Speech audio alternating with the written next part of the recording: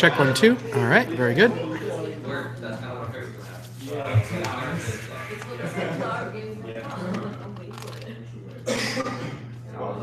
I got from it was like, we have this website. Oh my god, I need to get the around for the. I need to get the dead.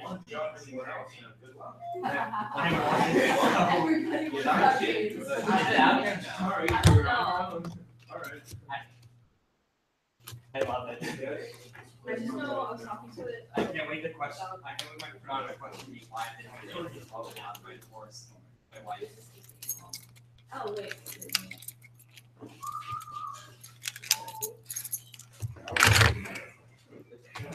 This one, yeah. It's just the English people too. Check 1, 2.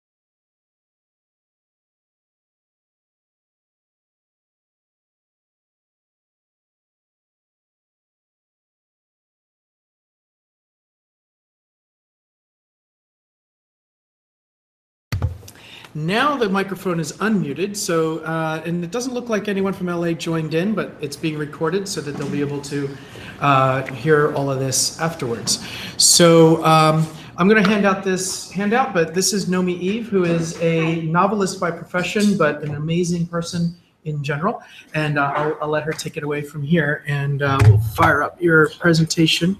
Hi, everybody. And hi, anybody in LA. Who's here or not here, whatever. So what I'm going to do is I'm going to run you through everybody look at the screen here, because it's running. I'm going to run you through a quick PowerPoint showing my current class, which is a CBO class, community-based learning class that meets at CHOP in the Ryan Seacrest television studio there.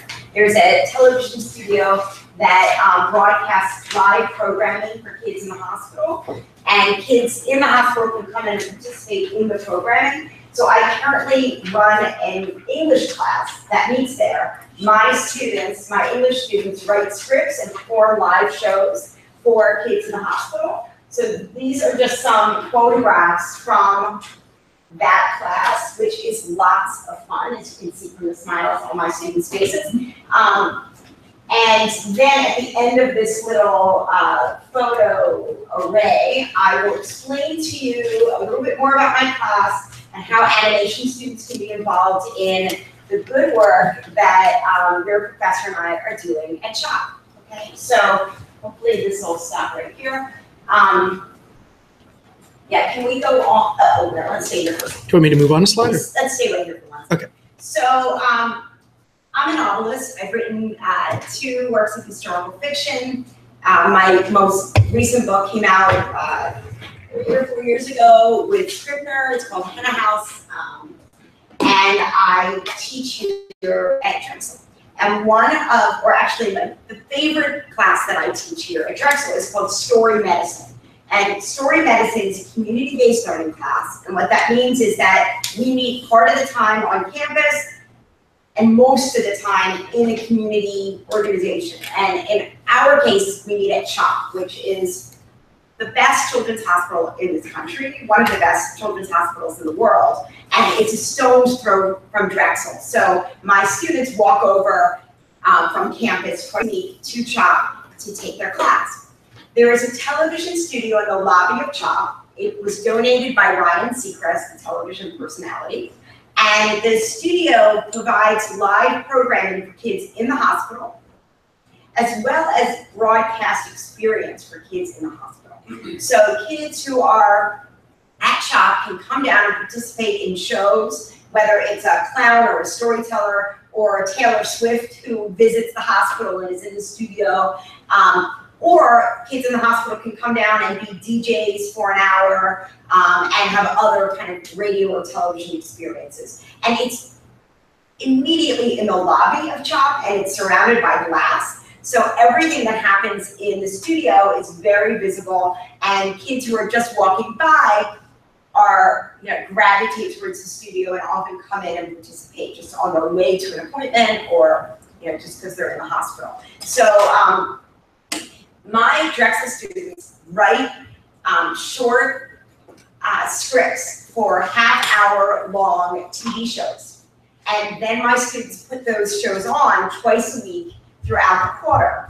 We use a green screen and a teleprompter. The teleprompter is new. Before we had the teleprompter, my students read from scripts, but now we're a big step up with the teleprompter. So there's no memorization. You just come in and you put on a ridiculous costume that I give you, and you are in a show. And kids from their rooms can call in and answer questions and participate. And as you can imagine, the kids at CHOP are pretty sick, and they come from all over the world. And the way they participate changes your life. The stories they tell, the way they answer our questions. My students, they walk into class one way and they walk out of class another. And every single time, myself and my students were uplifted by our experiences with these kids.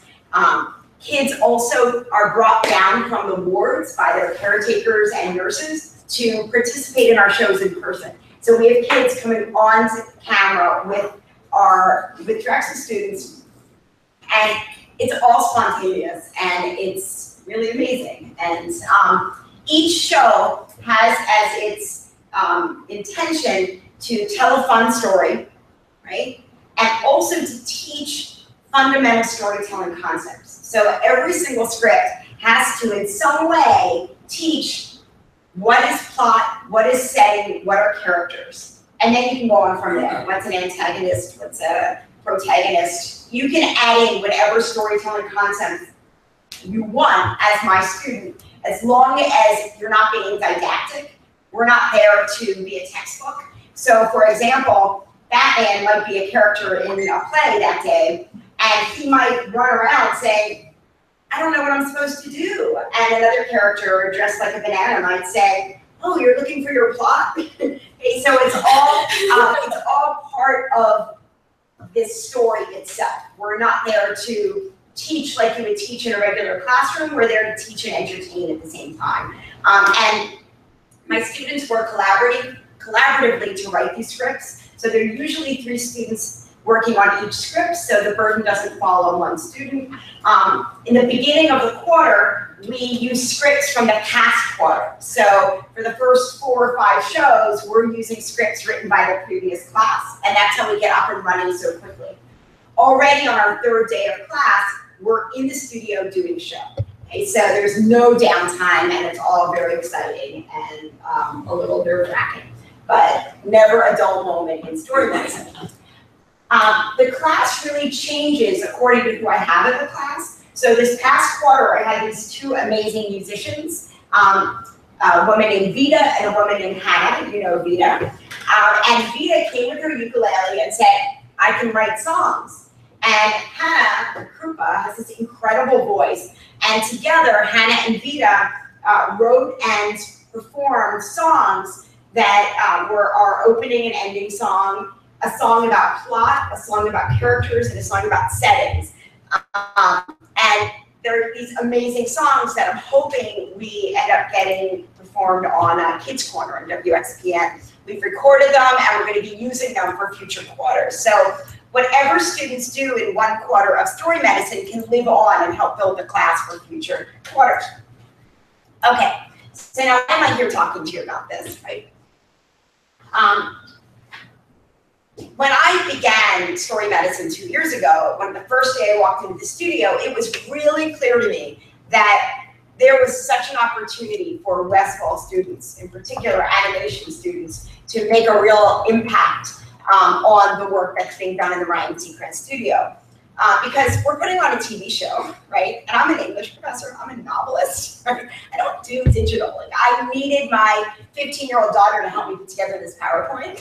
Okay? But it was really clear to me right away that, wow, Drexel has, students who could really do some impactful work and get some incredible real-life experience by working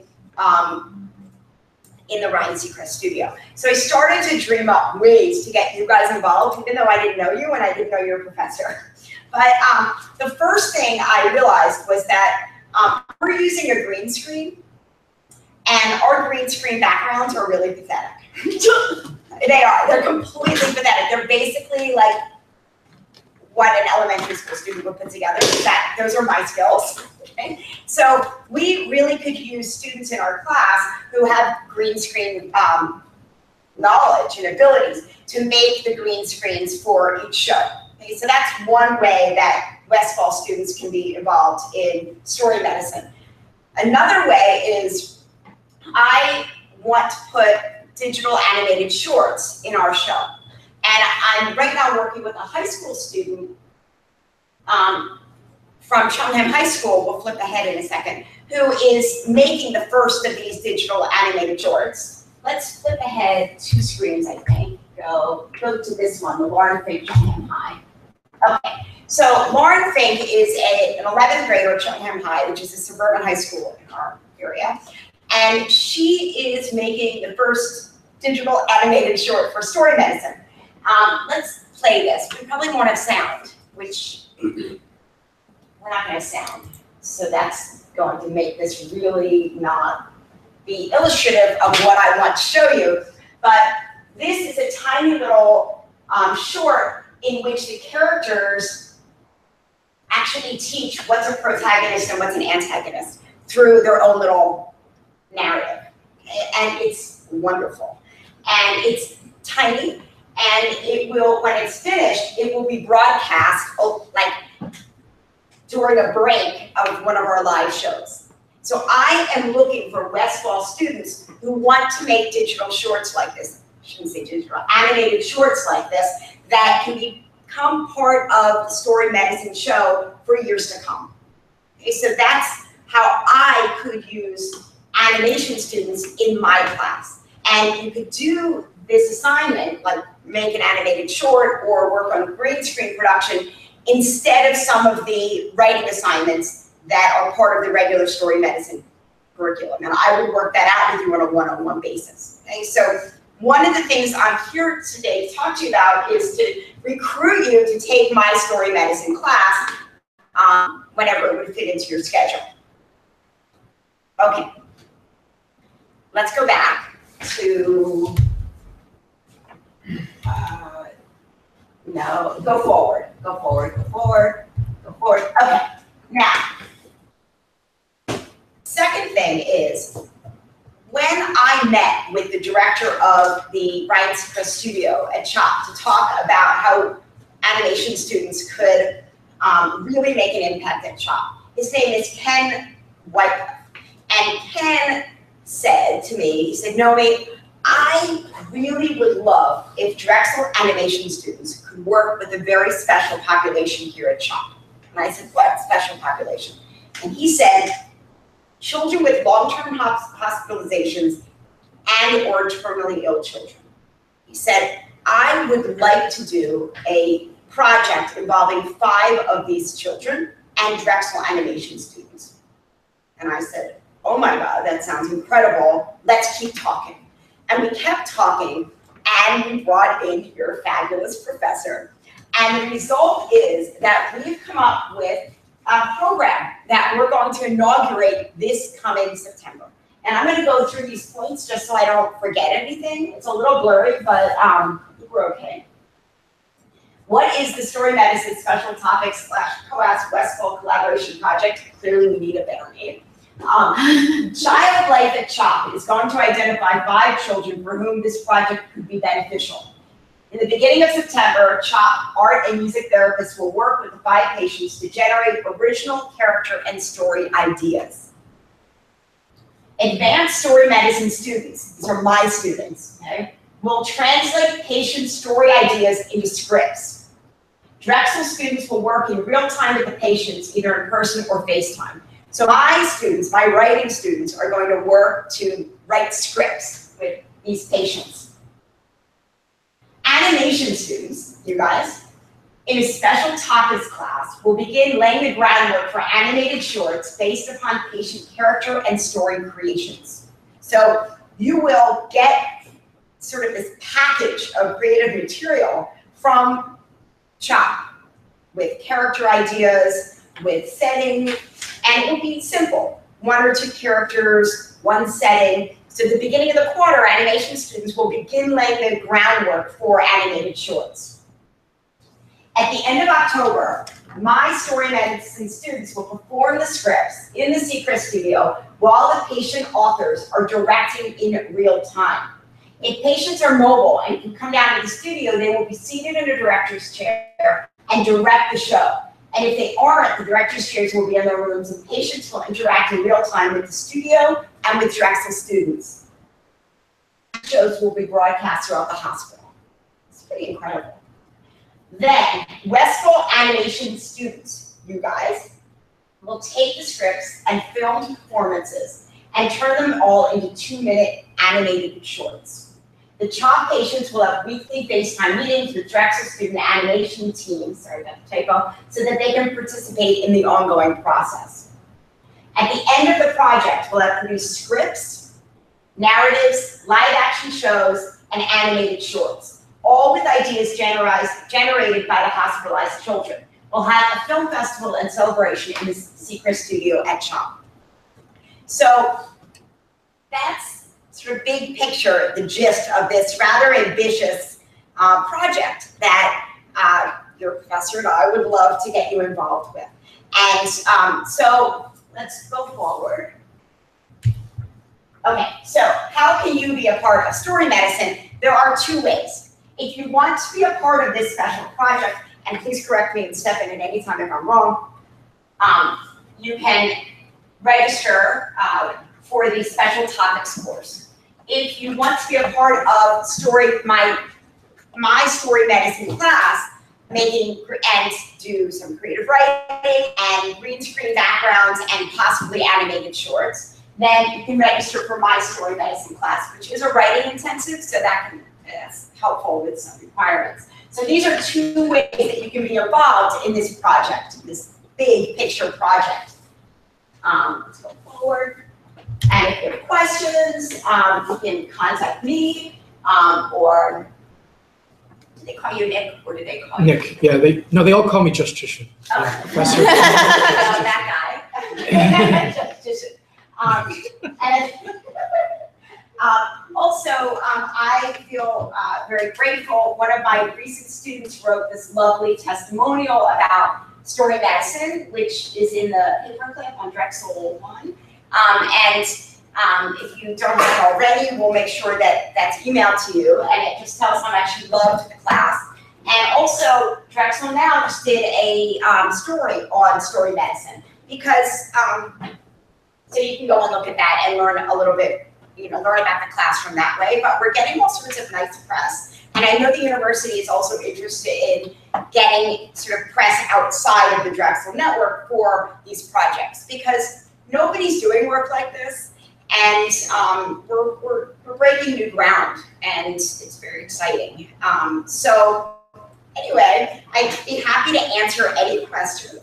And Nick could answer any questions. Yeah, I mean, I think I just would like to make it clear here that there's two possible approaches to being involved in this in fall. Okay, so there's Nomi's class specifically, this Writing 215 Section 1.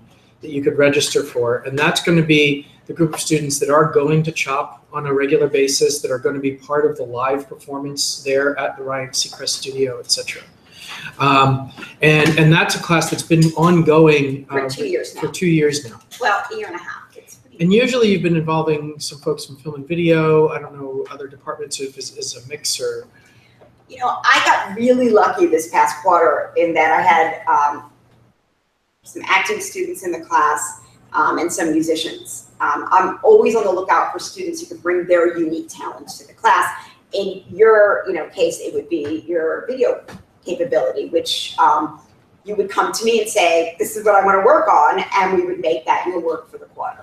So the second option is there is a special topics class in animation set up. It's a production studio for CHOP or something like that. You can look at Drexel TMS that I'm running, and that is going to be focused on producing the animated shorts that are designed by the long-term patients at CHOP. So the production process and schedule that we're looking at is that the patients are actually going to be introduced to all of this in August, September, really, and they'll be coming up with ideas for characters, drawing character ideas, and the idea is that these patients will come up with like a short little 2-minute script in one location. And we'll get that for week 1 in the fall. So our week 1 is the very end of September. So September, during that month, the folks at CHOP are already starting on it. We'll pick up right in the first week of September, and we'll want to model those characters. We'll make, think Disney Channel type of animation, but 3D animated characters. We'll want to put those characters together. And the story is going to shape up, and there'll be a live performance at CHOP. We'll have that all video recorded as our reference for animating the short. And then we'll do a lot of the animation using motion capture, right? So we'll set up those characters to be motion capture driven. We'll do a motion capture session here. We'll at least fully record that motion capture session so that the patients at CHOP can actually see their ideas being performed. If things go really well, I mean, here we are broadcasting to LA. There isn't any reason why we couldn't do a hangout and that the patients at CHOP could actually see into the motion capture stage while we're doing the motion capture and interact with us. And if we're really, really lucky and we get all the right equipment and all the right things in place, it could be a VR camera. And they could wear a VR headset and be as if they're sitting there, and they could have their director's chair in their patient room, but via internet, like see the motion capture taking place of their story. And there's basically 3 to 5 short little 2-minute stories. So in one motion capture session, we'll do all of them and get all of that data in. And then we'll use the remainder of the quarter to render and polish and make finished episodes that will ultimately deliver to CHOP, and Ryan Seacrest Studios will broadcast it throughout the hospital. We'll always have all of that stuff. So that's the animation class. So that's listed in Drexel TMS. It counts as an animation elective. And so those are the 2 opportunities that you have available to you in the fall quarter. And you guys are going into your junior year. So the seniors are going to be pretty tied up with their senior projects. So I think like you guys are in a prime position not only to take advantage of this, but make it awesome. In a way, it's kind of a test run of producing a bunch of projects at a high pace. So it's a good test run for you getting ready as you're heading towards both co-op and senior project yourselves. And then once I get a feel for how many of you intend to be involved in this, I could start reaching back to the freshman class and seeing if any of them want to play along as well. So, question? In terms of the layout of the class and the working of the 2-minute animations, do you think it would be like for each 2-minute animation there would be a team working on it, or would be like the whole class is working on it and some students are focusing on this portion of things? And it may be one or both. Oh. It's going to be very dynamic, but essentially, as a class, we will act as an animation studio with 3 to 5 productions in the pipeline that we need to turn out in the course of 3 months. From beginning to end. So that's, in some instances, we'll probably have, okay, you're going to model this character, you're going to model this character, you're going to model this character, right? But we might all be involved in motion capture and then motion capture cleanup. And whether you've taken the motion capture class or not, you're going to get to learn those things. Some of you have been through that with the SIGGRAPH project already. So that's the structure of that class. Yeah. Would we be able to do more compositing focused things, like maybe like one kid has like a super wheelchair that like has rockets or something, like since they have a green screen in the hospital, like there's different possibilities. I mean, that might be more of a question for Nomi and the live projects that go on there with their green screen and all. There will certainly be compositing in the animation projects. We have no idea what we're going to get. I mean, we're asking the patients to come up with the stories. So we'll get those stories. And then at that point, how are we going to make these? What are we going to do? Is this thing an effect that needs to be composited in, or is that something that we create by hand? I mean, there's really no limit to what we could do. There's, who knows? Maybe some aspects of the show are built as a diorama and have stop motion, and then there's CG. I have no idea until the exciting thing for me is that this is pure kids' ideas. And I'm just looking forward to getting to play along. Yes, but who knows? Yes. Since this is going to be a production-heavy course, is Character 1 also going to be taught in the winter? No, you'll still have Character 1. So this won't be as intense as Character 1. I mean, we have to deliver, but design is intended to be straightforward. So we're looking at simple characters. We're not intending to render photorealism. We'll probably render using either Toon or hardware shaders. So it's designed to be rapid turnaround and it's designed to be very doable.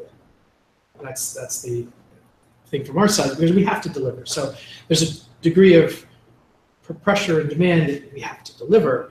But this is actually less intense than the SIGGRAPH project. Yeah, I'm just worried because if we're doing like Disney humanoid characters, it's still weight painting and stuff that we would be learning alongside. I'm just worried of how good it would. Yeah. So if you're scared, don't do it. It's okay. I think motion capture. There's actually a really good web-based program that can auto-grade something for motion capture. Yeah, and I mean, Maya has a lot, that's why we're going to use motion captures.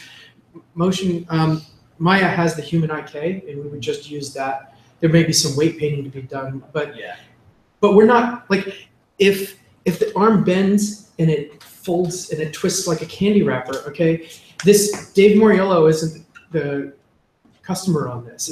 It's a bunch of kids that are just going to I mean, no, because Big selling point. no, I mean, Dave is teaching you the absolute right way to do these things, and it's highly demanding, and it requires a lot of attention and detail and practice, and that's what's going to be getting you jobs later on. So you do want to do those things, but understand that, like, you could go on Netflix right now, look up a cartoon called Bernard, and watch a few episodes of that, and understand that people were paid to watch that, or paid to create that, paid money, studios, and like watch the credits, okay? And that this is a sold international hit animation, okay? That'll be kind of the when you see that, then you'll know kind of what we're doing. Yeah. These classes are animal electives, or is it only like the bottom one? So only the animation one is an animation elective. So the writing class would be a core writing required. You could use it towards one of your core class requirements. I don't know how many you're required to have of writing intensive classes, but it could be at the very least it's a free elective. But it's writing intensive, so it may count towards something else. Yes. How often does school medicine run? Is it once a quarter? It's once a quarter, fall, spring, and winter. And store medicine is at 11 o'clock on Tuesdays and Thursdays. And our show actually goes on at 11:30, and my students are generally out of CHOP by 12:15. And the animation class is on Thursday at 12:30. So it's designed so that folks from the writing class can come visit us and we can collaborate from time to time. But it's also designed to be out of the way of most of the other classes that are running. So I handed out that paper. Everybody got one? So my email is on that And paper. for those of you that are remote, I'll email it to you. And if, tonight, tomorrow, whatever, when you're registering for classes, you have more questions, please reach out. I'd love to chat. Email address, but you may want to jot down Nomi's. So there you They're go. very That's- similar. I noticed that, yeah. Don't get them confused. Yeah, don't confuse them. Nomi's really smart. She's amazing, but I don't think she's going to be able to help you with your object tracking. Oh, no. It would be a disaster. All right. Well, thank you for letting me come in. And I hope to see some of you going forward in these, projects. There's a few people cowering, and there's a few people like, let me in. So I That's think good. It we'll should be- always be like that. Yeah, It's exactly. good. Yeah. And yeah, don't take it on if, the intent, honestly, is that everyone in this class is going to be passionate about doing it. And so, really, if it's not your thing, it's not a big deal. There's no harm in not taking this either. I don't want you to feel like you've, if there's anything that you've seen over these years is like there's constantly opportunities coming up. So some of time management is choosing which opportunities to say, I'd love to, but I think I'm going to pass on that one. So. I also had students who have taken my class and then continued on as volunteers because they like the class so much. So I have students who come back. I have students who are still writing music for the class even though they're not in it. Students who are designing illustrations for us for different, for the show. You might say, boy, I can't fit this in, but I'd love to do some of your green screens and volunteer to help in that way. So, and what's the homework load for your class? Like, what are you out of class? Sure. Yeah. The homework load is you have a weekly, right, without substituting an animation project, just for my regular class. My students have a weekly writing assignment, which is generally around 500 words, so it's never too much. And so that's 1 week you have a writing assignment, the next week you critique each other's writing. So it's every other week you have a writing assignment.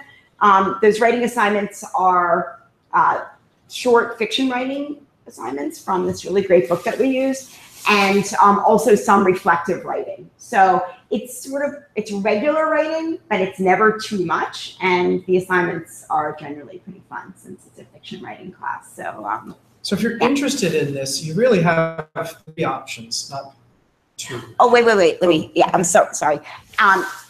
In addition to those assignments, you work collaboratively on one script. So that's in addition, yeah. So there's the animation focus class, and we're going to be focused on producing the animations. And so that's going to behave very much like a production class. Hey, look, she's got Bernardo. There's Nomi's class, which is writing, but it's also direct interaction at the hospital. And yeah, all the classroom time after the 3rd class is spent in the studio performing. At the So hospital, yeah. at the hospital. So there's very little sitting in the classroom time, and it's really fun. So that one actually might be, like, if you're interested in the project and are worried about production load and character 1, maybe you might want to take the writing class. You've got some writing to do, but it's not an intense production week to week type of class. Not at all. And then there's also the option of just simply, hey, it sounded really cool. I don't think I have the time to commit everything into it, but if you need some backgrounds, let me know what you need, and maybe I can do it. You can offer just to volunteer. So there's a few different ways that you can get engaged, and Nomi would be the person to contact. Yeah. Also, my students are going on every quarter to do co-ops at CHOP. CHOP has like a gazillion different co-op opportunities, and my class is becoming sort of a route for students to get co-ops there. So that's also something to think about, because it's a really terrific place to do a co-op. Yeah. I'll say that my daughter is co-oping at Penn Medicine, so right next to CHOP. And wow. I got to see conjoined twins. It's amazing. So anyway, you'd be hard pressed to find a more engaging and worthwhile place to be. Yeah. Sure. Okay, I'll leave you guys to your regular work, and I hope to see some of you in the future. All right. I'll be in touch. Sure. Yeah. Okay. I'm actually on my way over to meet with Ken. All right. Yeah, so I'll let you know. All right. Thanks. Thank you. Thank Bye. Bye. All right. Now back to the pig. All right. Very good. Thanks for taking a look at all of that. And I know you were literally a captive audience, but please give that some thought. I'd really like it to be successful. The other thing is to know is that this is our first fully animated project with CHOP. Assuming it's successful, it will be the stepping stone to more. Already I think we've discussed possible VR engagements. Like, what about doing a virtual reality excursion, right? So we start out with a VR camera at CHOP's lobby, which all the patients there are familiar with. And hey, today we're going to the Philadelphia Zoo. Let's go. And then go take that camera throughout the Philadelphia Zoo, so that patients in their beds will be able to have these VR experiences and maybe take them all around the city and things like that. So this is kind of designed to be very, very achievable, very, very successful, and hopefully lead to more really cool stuff. So all right, there we go. So there's that. We should get into class. So we'll review the assignment, and then I want to show you a couple ways how to handle HDR, and hopefully maybe a little bit of modeling from photos as well. So those are the main things for today. Your assignment, you have 2 weeks to complete. I'd like you to do an animated CG character in a live action shot. Now that character, by the way, you can harken all the way back to animation 1. You can have your inanimate object being the character, right? So it could be a soda bottle or something. So it's got to be a live action moving camera. And the other piece of it is that the character at some point has to pass behind a live action object, okay? So, you can do something like peeking out from behind, but there's got to be, that's the little extra piece. So this CG character, by the way, needs to be rendered using an HDR light, so that you're actually lighting it to match the scene. The textures don't have to be necessarily complicated, but it wants to be matched. So the idea is this is your first real foray into The quality of this will, heavily be factored in your grade. So the idea is an animated character, which can be, it doesn't have to be humanoid. It could be like it could be a box, a bendy box. That's, or you can use your robots from M2, or you can, if you feel like you want to kind of rig one of your creatures from organic. I mean, it doesn't have to move a lot. It needs to be animated, right? So you could be that, you show the camera and there's like this weird critter on the table. You're like, is that even alive? And it just looks, something like that. So there's, be imaginative. You've got 2 weeks with it. But the big 2 new pieces of it is it's lit with HDR, so it should match the live action scene. And it needs to pass behind, like there needs to be an obstruction. It's called an occlusion, right? So a live action object between the camera and that thing, because those are the 2 new pieces that I would teach you. Yeah. Does the camera have to be locked off or handheld or anything? It has to be moving. It doesn't have to be handheld. It could be you could have it on a dolly or a crane or however you want, but the camera needs to be moving through 3D. So I still want you to do a full 3D track, and it's a live action shot, so you can try the auto tracking, see how that goes, or you can, generally I find that manually tracking usually gets a better result than auto tracking. So, but that means you need to set up your shot, that you've got enough material. Like you don't want to have your critter on a plain white table and that's it, and like have no reference to where that table is. So that's, does anyone have questions about the assignment? Yeah. How long would you suggest? 15 seconds. We've been doing like 100 to 200 frames, so that's fine. And that's only like 5 to 10 seconds, right? 200 frames is almost 10 seconds. So that's fine, yeah. So same kind of duration that we've been going after before. So yeah, I want to, everything we do will always be moving camera. So the 3D tracking is always going to be practiced. And you have 2 weeks, because we do not have class next week. Yes. We're supposed to start our finals now. Start your finals a long time ago. So you should have like all your ideas in order. We should plan on the return week to go over what your ideas are for your finals. Really, most of what we're going to cover today, really the HDR and just some basics of handling occlusions, is kind of like the final piece of the core subjects. We'll still talk about refinements. We'll have some other things to cover in the following weeks, but you really want to nail down what your ideas are. So plan on talking about that in 2 weeks. You have the specs for what those are. But, there you go. Yeah. I want those to look awesome. That was a good question. Any others? Any other questions? All right, so let's take a look at last week's assignment first, and then we'll get into some stuff. Hopefully it will work. Who knows? Maybe it won't. I don't know.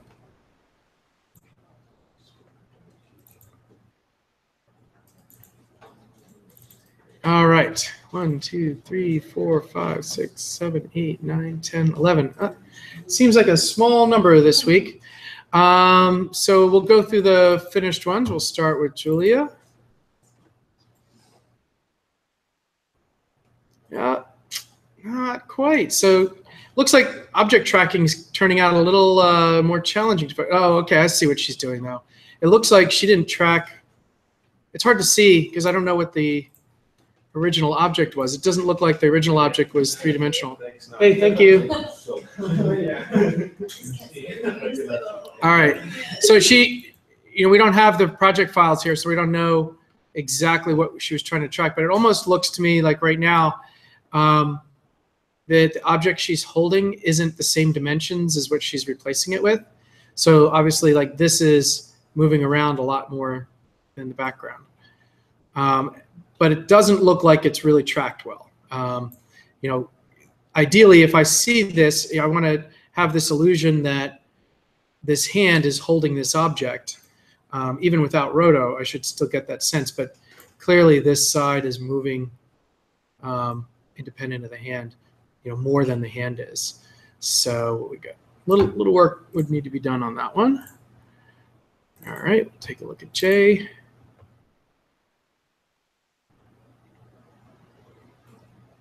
So we got a good play blast. We've got a moving object in a locked camera scene, evidenced by the grid. But again, ideally this cylinder should match this cube. Now it's hard to see that. I don't really see one locator here. So normally I'd be looking for potentially to see locators on the. It looks like the spread of marks is not too bad. You know, since it's a curved surface, we've got some stuff here.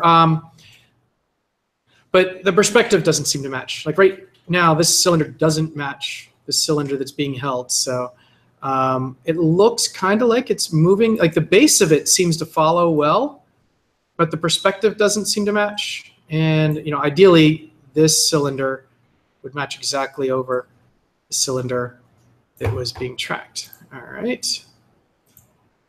Going on.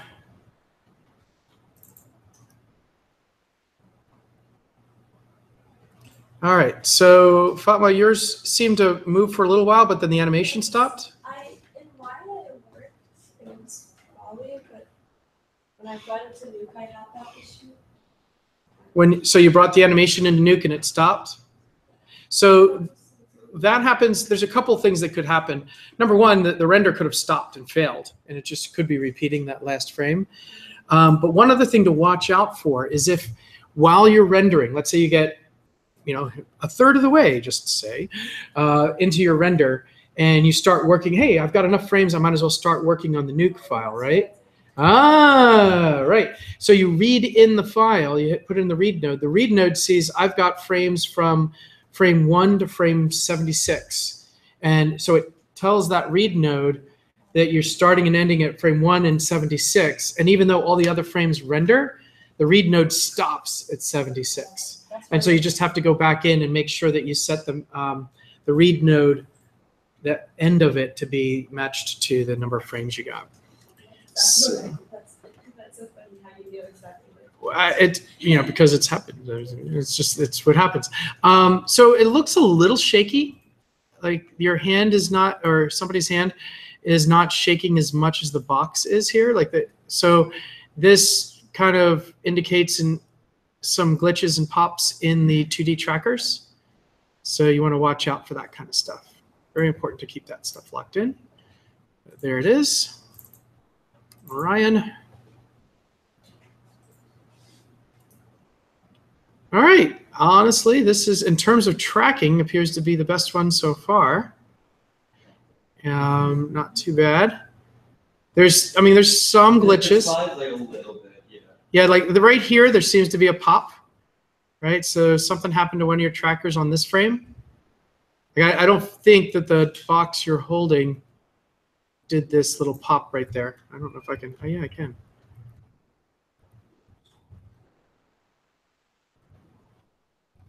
But not too bad for a first try. All right, pretty decent. Oh. All right. Mine's like super jittery. I don't think my hand was that jittery. What? You were Was nervous. that jittery? You're nervous. Okay, so then my tracker's work. I tried to use synthesize. I thought I was getting it to work pretty well. Yeah. But I was getting some really, really weird errors when I was trying to put it in the Nuke. Like, it would, like, my first error I got was like 18,000. And then I clicked like solve again and it was like 40 something. It was like a random number generator. Okay. So I just kind of gave up on that and did the tracks in the Nuke. was a mistake. We're sorry. Well, the big deal is that if you do your tracks in Synthesize and then export them as individual files, right? And Yeah, then that's what I import did. and then import them. I mean, you want to scroll through the shot in Nuke to make sure those trackers actually do follow their targets. So there, it could be something strange going on there.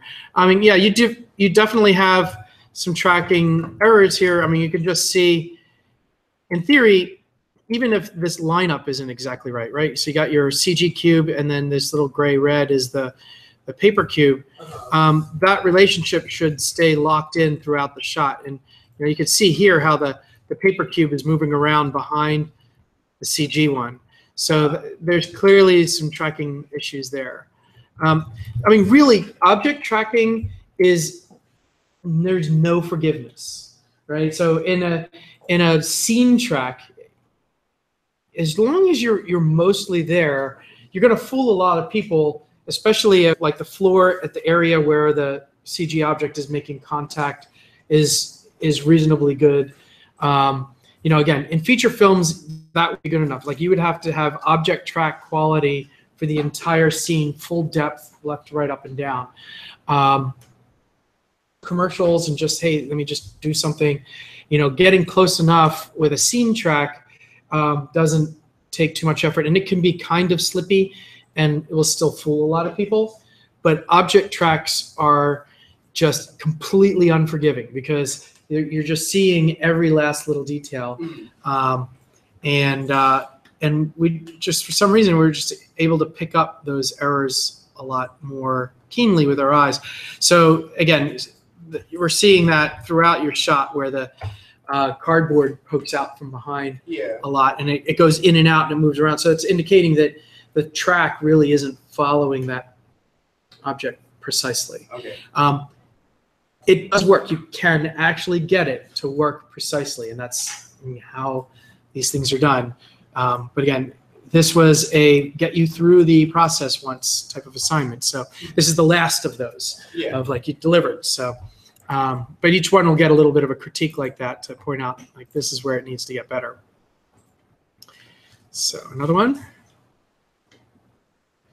So yeah, I mean, this one actually, it's interesting. There's two things. There's precision and accuracy. I don't know if you've ever seen marksman demos of the difference between precision and accuracy, but those of you that haven't, you can be very, very accurate and imprecise, right? So that would be you load up a target shooting rifle and you fire down range at a target, and if you shoot 10 times, and on average, if you average out the X and Y of all of the hits, they actually zoom in, like the average actually falls like near the bullseye. Oh, that was pretty accurate, but it wasn't precise, right? So then you could be really precise. You could be looking through your scope and fire your target rifle into a target and get this really small cluster of hits because your scope was right on the bullseye the entire time, and you had your breathing down and you setting your rounds downrange consistently, and they all clustered really nice and close together, but instead of being on the bullseye, they're down and to the left. Because that's precise but not accurate. And so obviously for match move to work, you want to be precise and accurate. You want a nice tight cluster of hits right on the target. So I think I would say that the example with Will's was actually, it was jumping around, but it was generally accurate. Like in general, it was over the box, right? This one is more precise, where the consistency between the box and the CG stays generally much more stable, right? But but the accuracy isn't quite there because this cube isn't really lined up with that cube. So it looks like the track was pretty good, but like this corner, I'd like to be on those corners so that we can really see it. This one's, and then the only tough thing is to really see. Yeah, I mean, it looks like the motion really is following the cube really well. So I just want to work on getting those lineups nice. Cool. Whose was this? Mine. Yeah, nice. All right, Mike. Yeah, pretty good. It looks a little jittery in the area that's really extremely facing the camera, and there's a pop right there. And I feel like your CG cube moves just a bit more than your live action cube, but you kind of lucked out in this corner being hidden at that time. So, all right, nice. All right, do we have one to look at? I know you had sent a question over the weekend, but No, yeah, I couldn't get that. okay, all right. So actually, let me fire up Nuke, and we'll get to yours then in the end because so just so you know, in general, during the week is the best time to email. Like, so Saturday night when you sent the emails is kind of outside the I can help you window. And for this week's assignment, I'll be in LA almost all of next week. So do send the please help emails. I will have machines with me. I will try to do what I can to help you in any way that I can. But I am going to be tied up at SIGGRAPH. Can I just elaborate on that with the equipment room? Because like Fatma and I are also going to be in SIGGRAPH, so like just letting everybody know that if you want to shoot for this. If you want to use equipment room equipment, yeah, you want to get it before. When are you guys leaving? I'm leaving Friday night. We could just like leave the place open and we just go. Are we allowed to power the camera for an entire week or something? No, like just during like. Actually, I don't have a problem with that. I don't have a problem with you checking out. Maybe amongst you guys, you pick 2 of you that are going to check out like an FS100 for the full week of SIGGRAPH and bring it back to class on Monday. And then the rest of you coordinate with that person. That person is responsible for that camera being in. I volunteer my. No, you can't leave it. No, you can't leave it. Understand that if you check that camera out, you are personally responsible for that camera, and I will charge you to replace anything that's broken about it.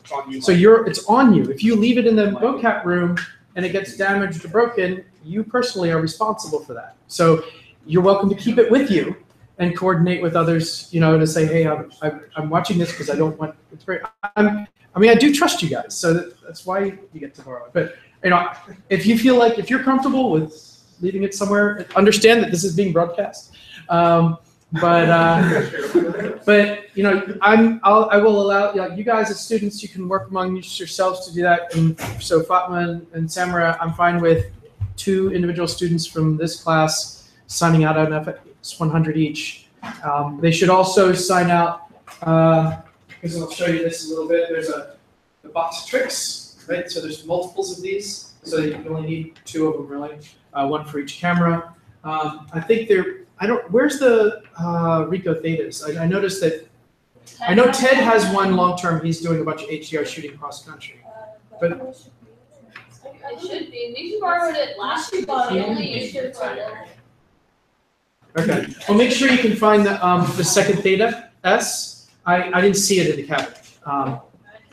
So at any rate, that's an option in terms of the HD shooting. So I'm okay with folks in this class, like a couple of you, getting equipment for the week and then just bringing it back on Monday. No, you're welcome to use the mocap room. Absolutely. Yeah, just work with Daphne like you normally would. She's not going to SIGGRAPH. Yeah. Okay. Yeah. No, that was a good question. Suggest leaving. But no, look, you can't make mocap room because the cameras don't work. So the only people using it is us. I mean, if you're willing to take that risk with the camera, that's on you. I am going to SIGGRAPH, so I was just suggesting that. There's a cabinet. There is a cabinet in there that you can put things out so you don't have to leave them out. Yeah. But again, coordinate on that stuff. I mean, another thing that I've had students have done is there's lockers downstairs in the hallway to the vending machines. Yeah. So you can put it in a locker and lock the locker and share the combination or say, hey, I'll meet you at the locker, whatever. I'll leave it to you guys to coordinate that stuff. But are those just like lockers? Yeah. Like They're just regular lockers. Yeah.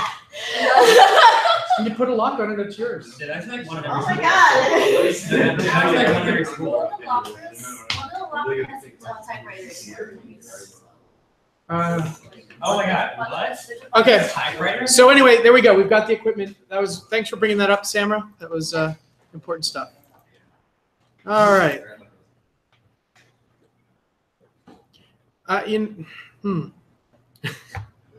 Okay, this looks awkward, but okay.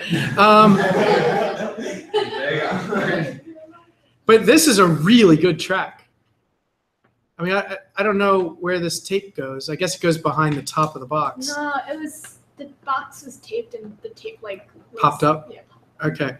So, I mean, there's a little bit of inaccuracy where this edge pops up. And again, object tracks reveal all their problems. But this seems very smooth, very stable. and without being able to see what's underneath, it's really, really good. So so about this one. Yeah. I think I was having the same problem that Julia and Jay were maybe having. Okay. So the perspective was like way off. So I put locators on all the corners and well, not all the corners, but like the major corners, and tracked them in Nuke for just like, you know, the few frames. Okay. Just as like, and they were like way out. They weren't shaped like a box. Okay. But I basically vertex snapped the corners of the Maya box to those locators, and it was this really, I don't know what the 3D version of a trapezoid is called. Okay. But that's what it was. But it looks like a box from the perspective. Okay. I felt like I was decoding MC Escher or something like that. Nice. But I know it worked for this one, but I know it won't work like for a lot of things. Right. So, yeah. So I don't know what I did wrong. yeah, basically what's happened is that the lens didn't solve entirely, right? So it solved for a lens length that wasn't what you actually shot with. I don't know if did you key in the lens length? So you picked the lens and you picked the lens length and that matched? Yep, I recorded it, all that. Okay. Let me take a quick look at, let's see if we can do file open here. See how well you did with using the scripts here. You have your Nuke file in here. There we are. Only did a few of those. Oh my. Oh, what a tangled web we weave. All right. All right, so let's bring this up here. And let's bring our viewer to there. Okay. Well, that's really odd, because this doesn't look like it lines up at all. For some reason, the video is moving. Yeah, okay. Oh, because this frame range isn't this frame range.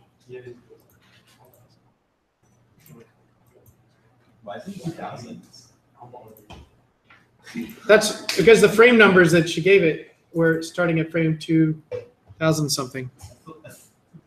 How long was this video originally? They might have if you type title the video like something that's a number and encode it. All right, so it's tough to get this lineup to work. But if you look in the 3D view, you might be able to see what they look like. Because those ones that are floating above the top are not keyed before they align. Okay, so you plugged in. So you chose the camera. You use this camera for video, and the lens length 18 millimeters. And so this is what you got. Okay, it does look like a wide angle, 18 millimeters.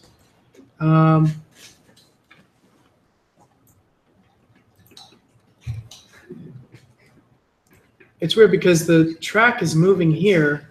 Maybe I just need to say. Oh, you can hit start at and then put 0 to 114 for original range. Right here? Yeah. That's what I usually do, but for some reason I wasn't working with this project. So, but it might work now. Oh yeah, there it goes. Okay. I don't know that that's working either. Yeah, it is because those ones above the box that aren't keyed right there. Oh, they're not really tracked there. They're not Okay. tracked there yet. Yeah. Okay. So like between frames like 220 and 50, they're pretty much all. Okay. So what some of the things to say is that you did a good job here in terms of marking the box on all several sides and tracking those. And I have to go with the assumption that the track is accurate. I didn't synthesize. Okay.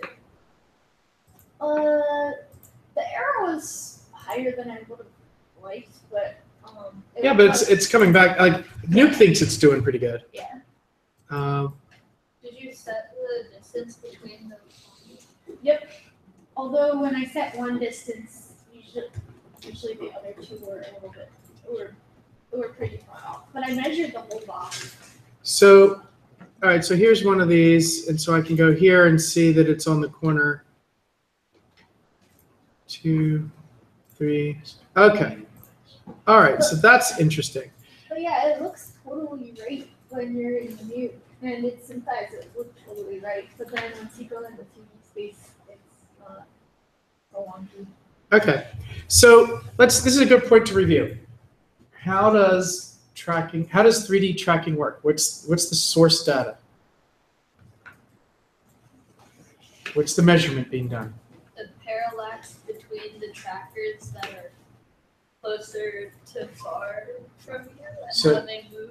Parallax between the trackers is correct, but what does that mean?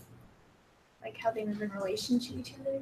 Okay, How things further back move in relation to things closer and Right. everything in between. the fact that they move differently, right? That's the big deal.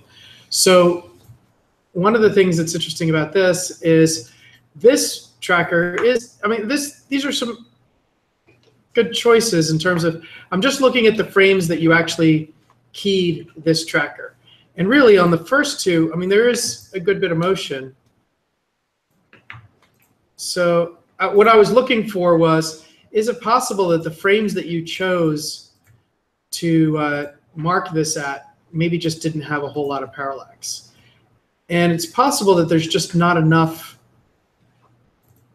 of diversity in those motions. So like, it might be good to add this tracker to a few more places and see if that maybe helps the accuracy of the three-dimensional result of this tracker. So what's going on? Why does it look good in Nuke, and why does it look good in Synthesize and not look good in Maya or not look good in 3D?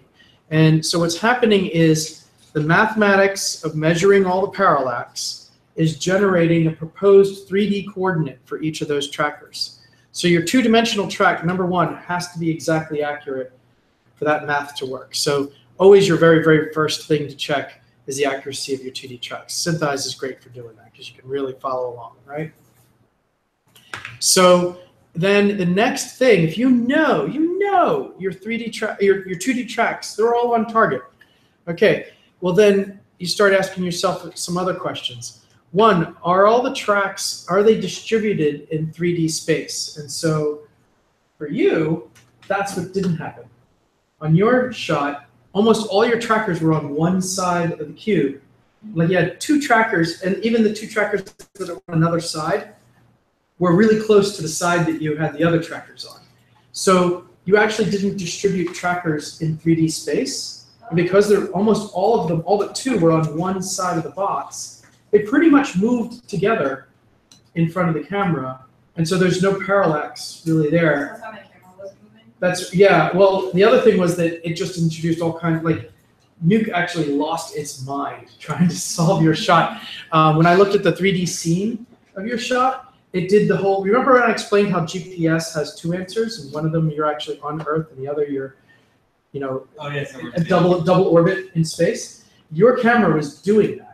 And I was like, oh, great, because here's an example of what I was saying, where if you looked in the 3D scene in Nuke that you generated out of your camera solver, sometimes the camera, like here's your cluster of points, sometimes the camera was looking at those, and other times the camera went out here and it was looking away from those points. And so it was bouncing between those two possible GPS answers. Yeah?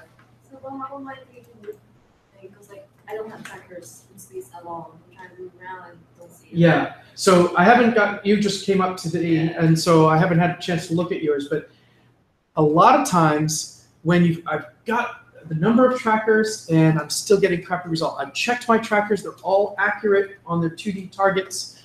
The next thing that needs to be there is lots of parallax between them, which means those markers that you were tracking, they need to be distributed in the 3D space, and they need to be moving differently. Some of those markers need to be further away from the camera than close. Some of them need to be left and right and up and down. And if that's not happening, then you're going to get all kinds of error, because if there's hardly any difference, then half pixel differences become like the seesaw, right? Oh, there's a half pixel difference here. Like, oh, this thing's flopping around all crazy. And that's why you end up with those kinds of results. For the corners, why did we track it from the whole shot but only key out of 3 frames? I'm sorry, I couldn't even make out a single word. We put like trackers on the corners, right? Why Okay. did we track it the whole shot but just only had a few keyframes? Because the shape of the target, the shape of that corner, it's not consistent from the beginning shot to the end of the shot, right? Because it changes shape, it's triangles pointing in different directions depending on which places is. So it's hard to track for every single frame that precise corner accurately versus a nice black dot on a yellow background that's a dark spot and a white, bright background. Synthesize is really happy tracking those things.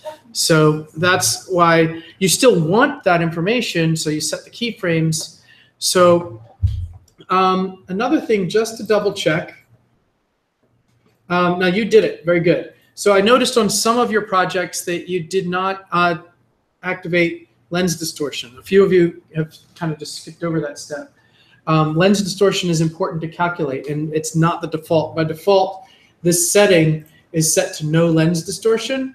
So if you haven't actually measured and corrected the lens distortion already, then you want to make sure you choose unknown lens and turn on undistort input, because that lens distortion is a factor in solving. And so there are ways that you can actually shoot a grid or a line of dots and things like that and calibrate lens distortion without even doing a match move, and then use that data later. And that'll be stuff we'll cover in later weeks. But I did notice a few of you did your tracks without setting these values. And so that can introduce some error as well, because the lens distortion is a significant factor. So you've got really great tracks. You've got all the tracks, and they're distributed in 3D space, right? And you've got lens distortion turned on. So then the other thing to double check is that when you chose to do these keyframes for these spot trackers, that there is as much parallax as you could possibly get out of them. So these 4 frames are relatively close to one another. I mean, there's some motion in the box, but really this frame and this frame are not a whole lot different, right? I mean, they are, but I guess if it were me, knowing this the way it was and getting a result like that, I'd probably try to see if there's any more variety I could get at the positioning here. So maybe like here, this is a different perspective on that box. Maybe set keyframes for the corners towards here and see if that improves that trapezoidal issue. Because again, it is ultimately it's deriving an estimate. It's trying to figure out where this is. And so there you go. Yeah, well, okay, so the first time I did it. Yeah. I'm sorry. There's like so many problems, but the first time I did it, that's what I did, and I started at the beginning, and I put like I put a corner tracker like every like 30 frames or 40 frames or something. Okay. I went all the way to the end, but then when I updated the solve, the error was like way bigger, and it was like 4. And I was like, well, maybe that's because not all the trackers are visible on all of those frames, because like the top of the box leaves like hides trackers. So I was like, okay, well, let me just do it on the one where on the frames that all the trackers are visible. So that's what I did. But I was thinking that was going to be okay, because for the example that you showed, like your box wasn't really moving that much. It was just kind of like this. And okay.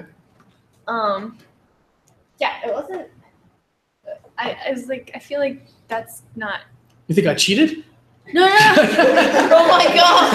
I feel like the way that moves within those frames isn't that different. Honestly, yeah. I mean, the movement of this box is more dramatic than the one I had. I was nervous actually when I took that shot. I like immediately tracked it and did a test solve, because I wanted to make sure, did I move it enough to create enough parallax? But it looks like you should have enough here. So, but I would just run down that inventory and maybe try a couple other, like it doesn't have to be every 30 frames, but it might be interesting to set a keyframe for these corners over here. When you've got this dramatically different perspective. And remember that the data needs to be evaluated together, right? So one of the things you mentioned is really important. There's these points here where these trackers are kind of getting ready to disappear. In fact, okay, we can see. So 1, 2, 3, 4. So you do have all 4 of those in view here. Yeah, so I mean, this just gives a whole different perspective on that set of 4 markers. And I feel like, you know, maybe if you defined your corners here and then did a solve, it may work out. And the other thing is that you don't necessarily have to use these corners. Maybe I didn't show this. Oh, I should have shown you this. Are these the corners? Which ones are the corners? Yeah, I think 11 to 15 are. Okay. Originally I had named them, but then they were the wonky one. Oh, 10, Okay. 10 is not a corner. 10 is not a corner. All right, so if I get those on. All right, there we go.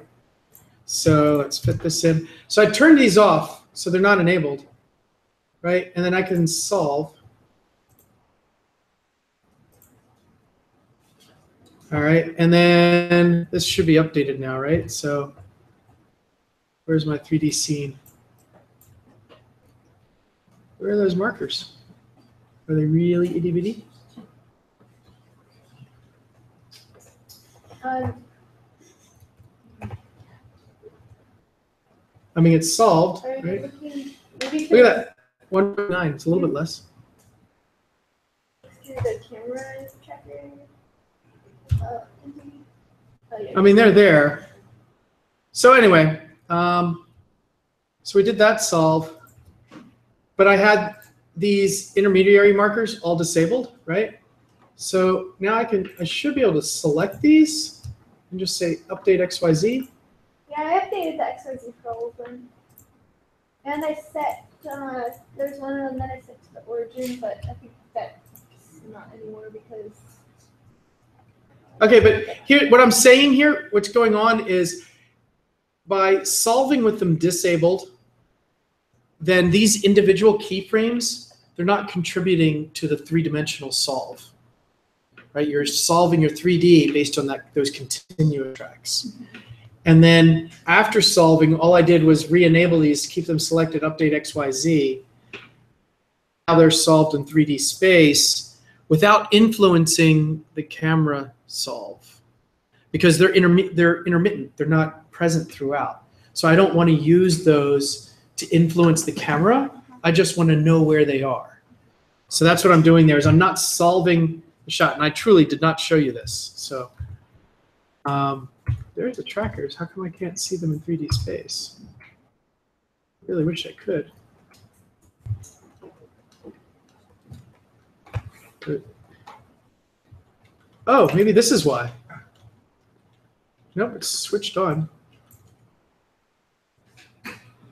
Isn't it? Yeah, it's the which switches. The point cloud's turned off. Ah, there we are. Thank you. There. All right. So interesting. Maybe, I don't know, maybe the distance is different now since you did the XYZ. Yeah. All right, so there's 15 and 14. And where are they in the real world? 15. There's 15 and 14 is there. Okay. So I need, oh, wait. Does that say user 4 is on the corner? I think that's one of the ones that isn't keyed for. Okay, do you have one for this corner? Yeah. I think it was the first. It was either the first or second. All right. So just for fun, I'm going to take 13 and make that the origin. I got to find a keyframe for it. Keyframe. Oh no, yeah, user 4 is up. Okay, that's okay. 13 and 12 is going to be the x-axis, and 13 and 14 is going to be the y-axis. Oh, you saw 12 selected. Thank you. So select those two only and say set x, and then 13 and 14. And set X. All right.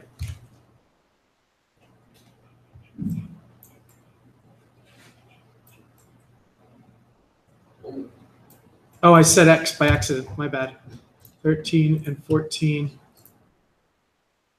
Set Y. There we go.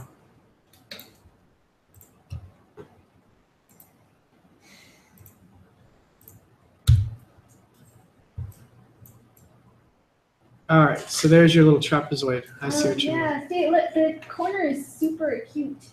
Yeah, that's a very cute corner.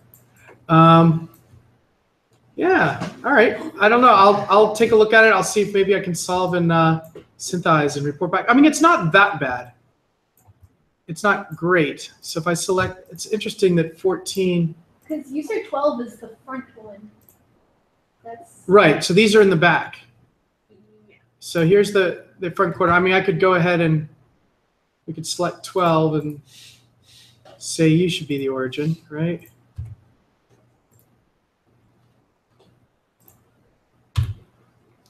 So that puts that on the origin. And 15, so we're off. We could also define the z-axis instead, right? So, but user 4 keeps showing up right here. user 4 is slightly up. It's user Okay. 11, I think. User 11 is this front one. So if I go from 11 to 15 and say be the z-axis.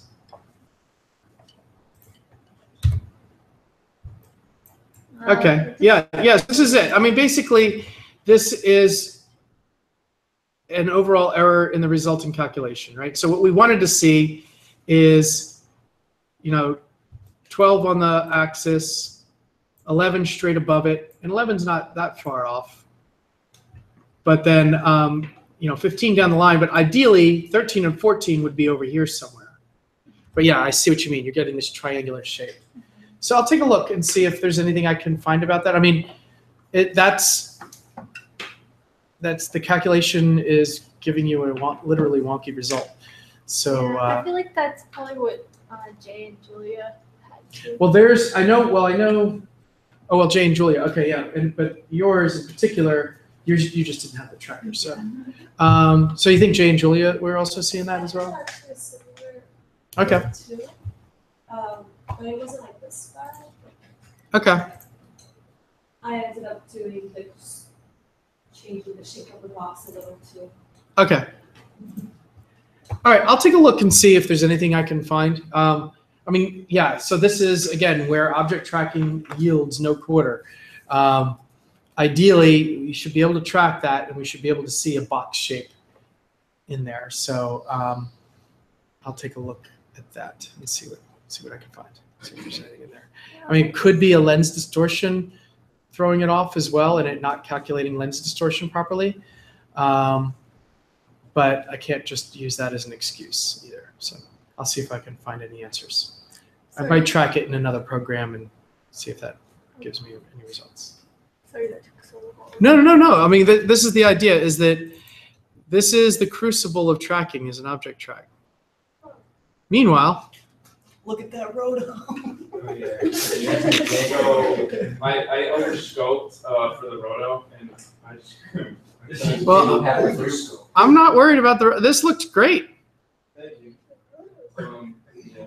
It's unfortunate about your fingers. I know. You lost all your fingers in a tragic roto accident. The second that box opened, the thing is gone. At least I attempted the roto. What is going on here? Is this an actual TV screen that's just like out of sync with the camera? It's like a what was it, like a poster or something, and the edges are clipping for some reason. I don't even know. Oh, right. Okay, for the lens distortion. Yeah. Okay. Yeah. I mean, and Yeah, but this is really good. I mean, it looks really smooth. And did yours come through where, tracking it, you got a box shape with your corners and everything like that? This isn't a cheat. Yeah, this is very good. corners, yeah. All right, very cool. Nice work. Applause. There we go. So Yeah. not vodka. That's questionable. I'm not sure about that. Nobody believes you at all, Francesca. All right. So again, this one's hard to see. That, you know, we do get a little hint of what's going on. So in general, going forward with object tracks, you should do 2 renders or do 2 composites. One where it's solid like this, but also do one where you dial down the mix so we can see the transparency through the CG object to see how well it's tracking. Again, for this, it's fine. This looks really good. I mean, without being able to see exactly what's being tracked, but I'm just watching this corner here and this piece of tape. And it looks like it's tracking really well. Nice job. All right, we got a couple good ones here, folks. And Samra. Woo. Ooh. You ever seen the video of the cat staring at the optical illusion? That's how I feel right now. Oh.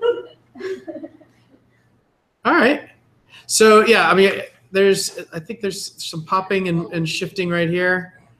That looks like 2D tracking issues, but in general, that's, yeah, some floatiness. But you got the idea. Now we just got to get that accuracy and precision going. All right, nice. All right, folks. Good job getting these in. For those of you that have turned it in, you're good. You've got it in. Just keep in mind the feedbacks that you've been getting. For those of you that haven't turned it in yet, you know, again, don't be reluctant to reshoot anything. You know, with this class, with these assignments, the intent is that you get a successful track. You know, so you're not married to the shot that you did. You can go ahead and reshoot something if it doesn't work. But again, the most important set of fundamentals to remember is that it's the movement between the 2D trackers that's generating the 3D results.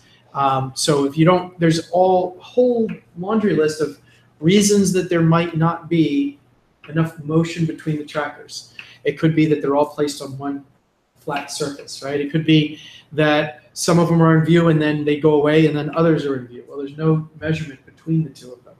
It could be that they only live for a little while. It could be that you only set keyframes when there's just a little bit of parallax, but you know, so troubleshoot all those kinds of things.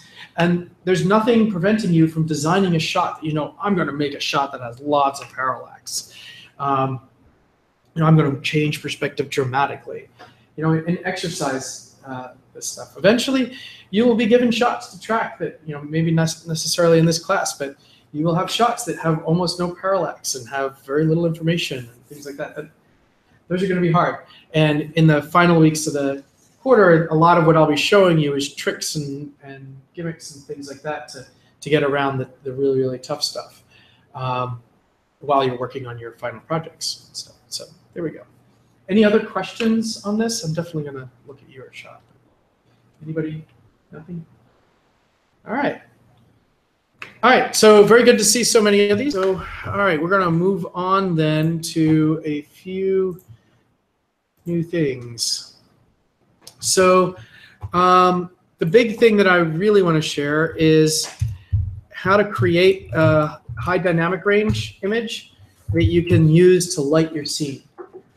So that when you add CG to a live action scene, that the lighting of the CG is actually based on the lighting of the scene that you're filming in.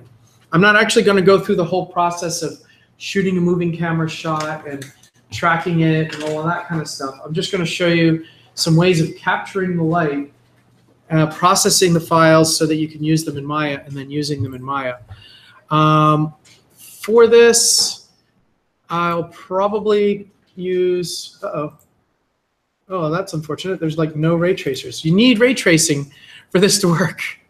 So let's see what we have. Hopefully we have some ray tracers in Maya.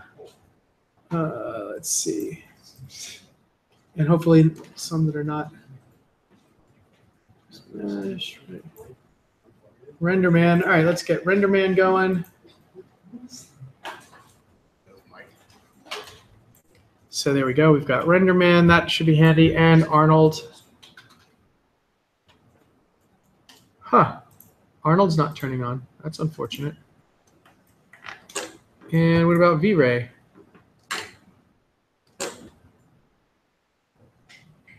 All All right, so it looks like we'll be working with RenderMan today. Yes. All right, so we'll work with RenderMan, which is unfortunate because I haven't used it. So hopefully I'll figure this out. Oh, great, create environment light. Okay, so well, you're supposed to, here's the help line. Send a message to help, and V-Ray and Arnold should be working in all the labs and all the computers. Anyway, we'll show this with RenderMan.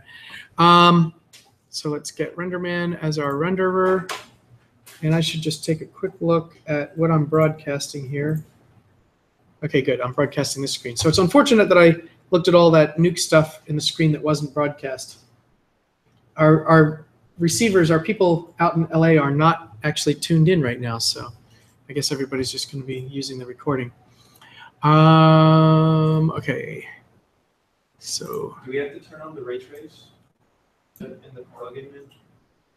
Well, you have to turn on at least one of your ray tracing renderers. So I turned on RenderMan. So it's RenderMan for Maya.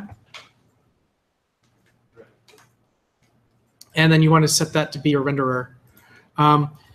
We have, and you should have access to, like in the labs, we're supposed to have RenderMan, Arnold, and V-Ray all installed.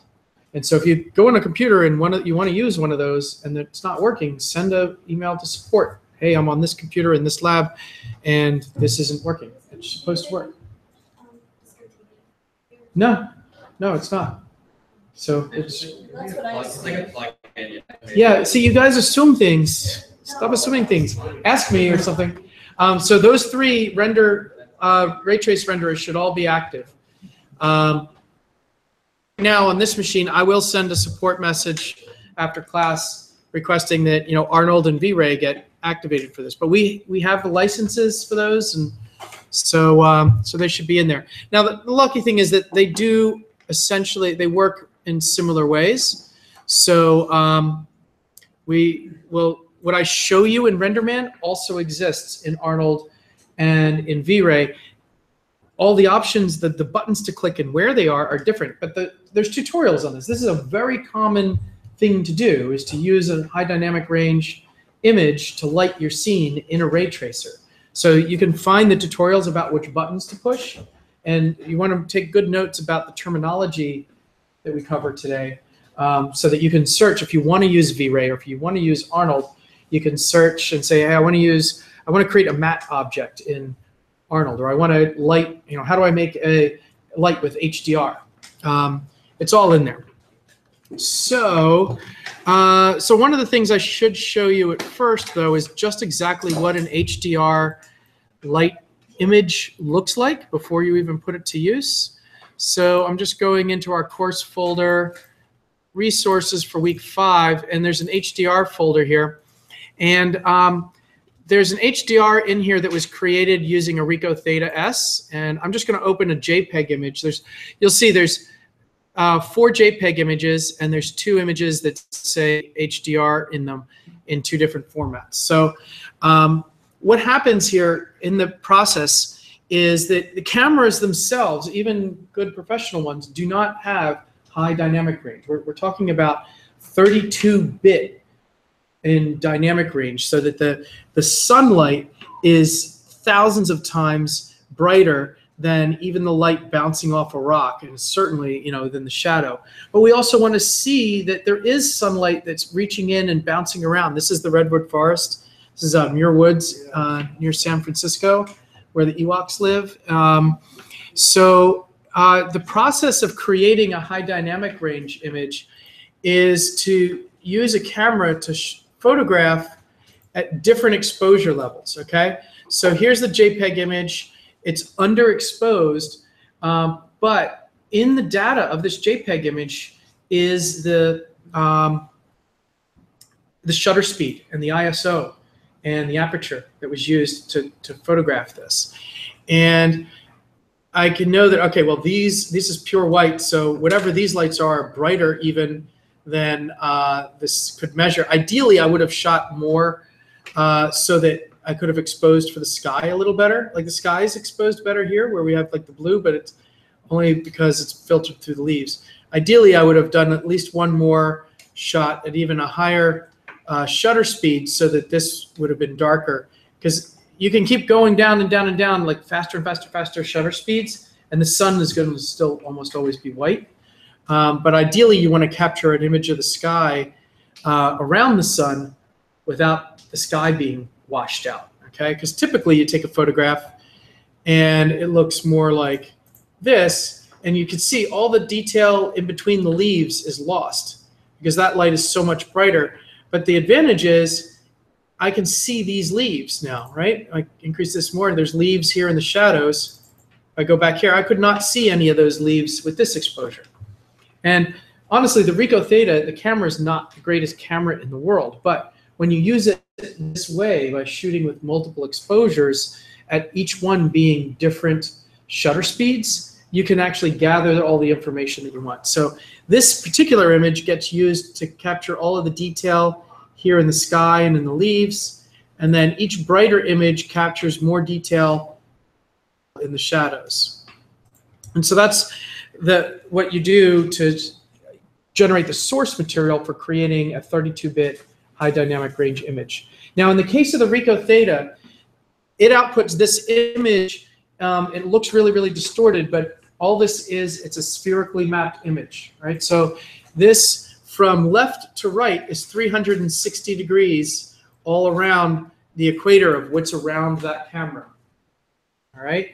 So, you know, this little bit of rock and leaf right here is actually this little bit of rock and leaf, you know, right next to this. So this, if I move to the right, I would see this. For here, if I move to the left, I would see this. This is facing forward. This is 90 degrees to the left, and this is 90 degrees to the right. So if you imagine like a world map and the globe, right, and you spread it out flat, and you look at a traditional world map flat on a wall, you know, the North Pole and the South Pole are stretched way, way out, and you've got, you know, these vertical lines for all of your longitudinal lines all the way around the, you know, around the world. So that's what this is. It's basically, you can imagine the camera being this one point in the middle of a space and essentially ray tracing into that point. This is the light coming in from all those directions. So that's a 360-degree image. All right, does that make sense? Now, if you want to use it, hopefully the folks in the equipment room are able to track down. We as a lab, we own 2 Ricoh Theta cameras that shoot imagery like this. One of them is checked out long-term. So Professor Ted Arts is actually driving cross-country to SIGGRAPH and then doing some more driving and then driving cross-country back. And along the way, he's shooting high dynamic range images that we can use in our own library. So he has one of the Ricoh Thetas to do that on his road trip. And no? Oh, you're just scratching something. Okay, I thought your hand was up there. So we should have another one in the lab somewhere. Yes. I was going to say that in the film equipment room, we do have a bunch of Thetas, and if you use special access requests for like your own side project that you want to have HDR eyes for, you can request them. Nice. Does anyone in film and video use that? A couple people did. I know that last year a friend of mine took it out to LA when he went for Drexel in LA, and he was taking pictures in places and selling them. Nice. There we are. And your hand was up. Oh yeah, I was like theoretically, what's the cheapest like HDR camera on the market that's still like good quality? Well, any camera can be an HDR camera because it's just the settings that you use. Okay. If it were me, right now the Ricoh Theta is like $300. You want the Ricoh Theta S. Okay, so this one's mine. Okay, this is what it looks like if you've never seen one. It looks mostly like a TV remote. Very, very small.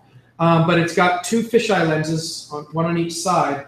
And so this image is made by the software in the camera. So it takes, there's actually a periscope. There's actually one camera at the top facing down and one at the bottom facing up. And there's a little prism that has them look in either direction. So those 2 images get captured and then put together into a 360 image like that. And this, honestly, is awesome for shooting HDR environment maps. I almost wouldn't even bother with other options, honestly. So if you can afford $300, I would totally get one of these. I will tell you that the very first one of these I ever saw was at SIGGRAPH 2 years ago, 2015. And there was a guy at DreamWorks who was doing a dome demonstration, and he showed, this is the original Ricoh Theta. There's no letter after it. And we have one of these as well. And this also works. The main difference between this one and the Theta S is this one's lower resolution. But really, for HDR and for reflections, that's okay. And this might be even cheaper. You might still be able to find these on Amazon. They may be 150, 200. I don't know what they are. I'm pretty sure that's what we have. Where do you? You have, I think, the Theta S. If I remember correctly, the film and video folks bought 3 Theta S cameras because they were running a special topic class in 360 video. They're just blue then. They were all blue? Yeah. Oh, they are blue. Okay, well, maybe they bought the old ones then. Oh, well. But honestly, the Thetas, they can shoot video. The video is not very good. But the photos are nice. I mean, again, I took mine to California when I took mine. And I have a lot of, I didn't shoot a whole lot of HDR, but I shot a lot of 360 with it. Highly recommend it. And compared to the other approaches right now, if I was going to be on set, I'd probably have one of those. Because the other thing about them is you can remote control them via Wi-Fi from a phone. It works with Android or iPhone. I can't remember if the HDR software is free or just like super cheap, like $5. There's a free version? Okay. Well, how do you do you just like hold it over your head? You can hold it over your head. You look super goofy if like you hold it out here and like you're in the Yeah, I mean, the bottom line is the closer you are, the more distorted and big something is. And so the button to take the picture is here. And so when you do a picture like this, your thumb is gargantuan at the bottom of the photo, right? But they do have a little camera mount. So really the best way is to use one of these little light stands that has a threaded top and just screw it into the light stand and stand that somewhere. And then you can walk away and use, the one thing is you don't want to scratch these lenses. So you never want to set this camera down on a lens. You always want to put it in the bag. But you can connect to Wi-Fi to that phone and trigger it. And the HDR software does that for you. So on your phone, you can say, I want an exposure at a quarter second, and then a half a second, and then an eighth a second, and then you can set up as many exposures as you want, and it'll do the long exposure, and then it'll just, it makes a sound every time it takes a picture. And it'll go through that series for you. So what I did in this case was I didn't have a stand with me. I mean, I was hiking through the redwoods. So I just set it down on a rock and then stood behind one of the trees and tried it on my phone, and it took the images. And so that's how I got this particular shot. You can hold it. There's some movement with that. So really, this kind of a setup is the ideal, where you just screw it onto the top of a light stand. The light stand ends up being tiny. Yeah. Were you about to go over the settings for how to shoot an HDR image? Like what you're supposed to like? Is it just the different shutter speeds? Yes, you should always only adjust shutter speed and keep ISO and aperture constant, because ISO and aperture adjust other aspects of the image, right? So aperture is going to adjust your depth of field, so you're going to change the focus of the image if you adjust aperture. And if you adjust ISO, you're adding or subtracting noise from the image. But if you're adjusting shutter speed, anything moving is going to blur differently, but ideally you're just capturing a still space anyway. So shutter speed is what you want to adjust. Like default for like everything in focus, then you like it. Yeah. That's the point, like everything should be in focus. You generally want to try and have as much in focus as possible. Yeah. But again, dial this back a little bit and think about what you're really going to use this for. You're either going to use this as a reflection on an object or the lighting source, right? So every pixel in the image is a light. So imagine, if this is 3,000, almost 4,000 pixels across, each one of those pixels is a light that you're adding to your scene. So lower resolution or a little bit blurry isn't the end of the world. So the big thing that you want to do to shoot in HDR, regardless of what kind of camera you do, you dial in you pick an ISO and your aperture based on your conditions, right? So inside usually like ISO 800 or 1000 is where you go for an indoor shot, without a lot of sunlight. Outside, you probably can get ISO 200, or if it's a nice bright day, 100. Aperture, you want it to be as small as possible, so like maybe ideally 11, 13, try to get close to 22, depending on how much brightness you have, but you need to balance that with, you don't want to be standing there all day waiting for a long exposure because you use f/22 with ISO 100 and it takes a minute to get a decent exposure or something like that. So you could set the camera into auto mode and just snap a photo of the space, or just use the Ricoh and snap a photo of the space and see, okay, automatically to get a good exposure in this space, what did it pick? Oh, it picked ISO 400. There is no aperture on a Ricoh Theta, so it's just ISO and shutter speed. So, okay, it decided to pick ISO 400. I'm going to stick with ISO 400. To get a good exposure, it used 1/50th of a second. So I want to get 2 images brighter than that. So I want 1/25th and I want 1/12th of a second. And I want 2 images darker than that. So I'm going to do 1/100th and 1/200th of a second. And then you can go, usually you want a good, at least 5 images. I only did 4 here. I also have a SLR camera. It's a Canon 1D that actually will bracket 7 exposures. And I'll have each exposure be like 2 times brighter than the previous. And so it gets this wide dynamic range of shots. And you just hold down the shutter and it just shoots them. So there you go. Experiment with it. Shoot a bunch of these things, bring them in.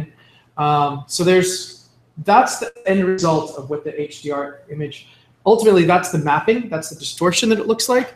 And you'll see that these JPEGs here are about 4 meg a piece, but the HDR images in EXR format, almost 90 gig.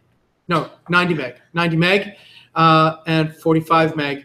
So, I mean, orders of magnitude larger, because what will happen is we ultimately use Photoshop to assemble these JPEGs into a high dynamic range image. It's 32 bits per pixel. You're generally a JPEG image is 8 bits. So this is orders of magnitude more data. Okay. All right. So that's where we're going with that. I can't really show you how to use the Ricoh Theta, but you can. There's this one we have. There's a blue one. You can check out definitely. Hopefully there's another one around somewhere that'll be returned soon, or maybe it's in there and I just didn't see it. There is another way that you can shoot HDR images, so I'm going to show you that other alternative. And the reason this one's useful is it's super cheap, okay? So this is called a gazing ball, okay? And for those of you watching remotely, you'll have to just Google gazing ball, chrome gazing ball, okay? These are gardening things. People put these on the stand in their garden and they're all kinds of pretty because they're reflective. For those of you who can't see this, it's just a ball of chrome. It's just a mirror, but it's a ball-shaped mirror. This is $8 on Amazon, okay? And it's made of metal. Okay, so it's not going to shatter. It's not like a Christmas ball or anything like that. It's 2 pieces of metal welded together, covered in chrome. This one, I've taken a few of them home and used a drill press to put threading in them, so you can screw. There's at least 2 or 3 of them that you can screw onto a light stand like this. Another alternative is like you could just turn a cup upside down and set it up on a cup or something like that. But this sees all around, right? So super cheap, and any camera can use a chrome ball to create a 360-degree image. Okay. Normally you would do this with a tripod. I'm doing this handheld right now, but ideally what you would do is it would be nice if you had a longer lens than this. This is only a 55mm lens. So you want to be a distance from the chrome ball. Like I'm probably 8 feet away from it right now. And when I look through the lens, the ball really doesn't occupy a whole lot of space in the frame. But this is the equipment I have, so I can use it and it'll work. So I can take a photo, and again, I'm actually going to follow my own advice. I'm just going to set this to auto. And I do not want to flash, ever. So I can't do it in auto, I'll do it in program, so that it won't trigger the flash. Okay, so now I have an image, and you guys can see it's so there we go. Got a nice bright image, right? And then if I look at the info on this, it's shot at 1/100th of a second. And ISO at the time. Give me some settings here. Tell me something. Backwards, I'll show you. Didn't you? going. It should be working. It's on here. Anyway, oh, if I look through here, I can ISO is 3200. Oh crap. Okay, but anyway, it's dark room. There we are. So now I'm going to stick with that. I'll go into manual mode, and hopefully, how do I set? Ah, there they are. Okay. So then I'm able to adjust these settings. And again, I know that it did 1/100th of a second. So there's a little dial here, and I can dial it up to 1/100th of a second. It did F6, so I think if I hold it up and down, there's something here I can do to, there we go, F6, there we go. All right, so now I have the exact same settings in manual mode that the camera did automatically, and sure enough, I can get a similar image. So now, from this starting point, I can lower, make my shutter speed faster to capture the details of the lens, and I can make my shutter speed slower so I get a brighter image and get details in the shadows, okay? And so what I'm doing, for those of you who can't see, I'm 8 foot away from this ball. I've zoomed in as much as I can with this lens. This is only a 55mm lens. I would love to have like a 100 or 200 so that I could fill the frame with this ball. But when you take the photo, I'm facing directly at the ball here, and the most important thing about the photo is that you don't cut off to be able to see the entire ball photo. Again, with a short lens like this, I have like a rectangle here, and the ball is kind of small in the center. So I've got the whole thing, but I don't want to get so close that I've chopped off the top and bottom. And so walking up to the ball here, just to give you an explanation though, is when I take a photo, let's say from over here, if I hit the center of the ball, the ray that comes from the center of the ball that goes to the camera, it's like a mirror, it's a direct reflection, right? If I come up about halfway up from the equator up to the 45-degree point, right, from the center, that's pointing straight up, right? So that the light that's coming from directly above the ball hits at about 45 degrees and bounces towards the camera, okay? Every piece of ball that's a pixel that goes higher than this, really guys? She laughed. It wasn't an Aperture thing. It was such a funny. Yeah, it was It just was a like, funny mess up. it was just so. It wasn't a mess up, but that's so weird. I don't want you guys to laugh. Like juniors in college, seriously. Okay, so anyway, everything vertically above that line, 45-degree reflection, is actually showing me stuff behind it. The light that's up and above, but well past that, is going to reflect off of here and then reflect into the camera. So when I take a photograph of this chrome ball, I'm actually seeing 360 degrees because of the reflections off the ball that are going back into the camera. All right? The only problem with it is that around the edges, it's super distorted. It looks like crap. And then there's also the issue of me being in the middle. So if I'm going to shoot an HDR, I would have this on a tripod so it's not moving. Chrome ball is on a tripod. I'll see if I can, I'm doing this entirely with shutter speed, so 50th and 2 let's just try a few exposures. So I just did like a 13th of a second, I'm doing a 25th of a second, I'm doing a 50th of a second, I'm doing a 100th of a second,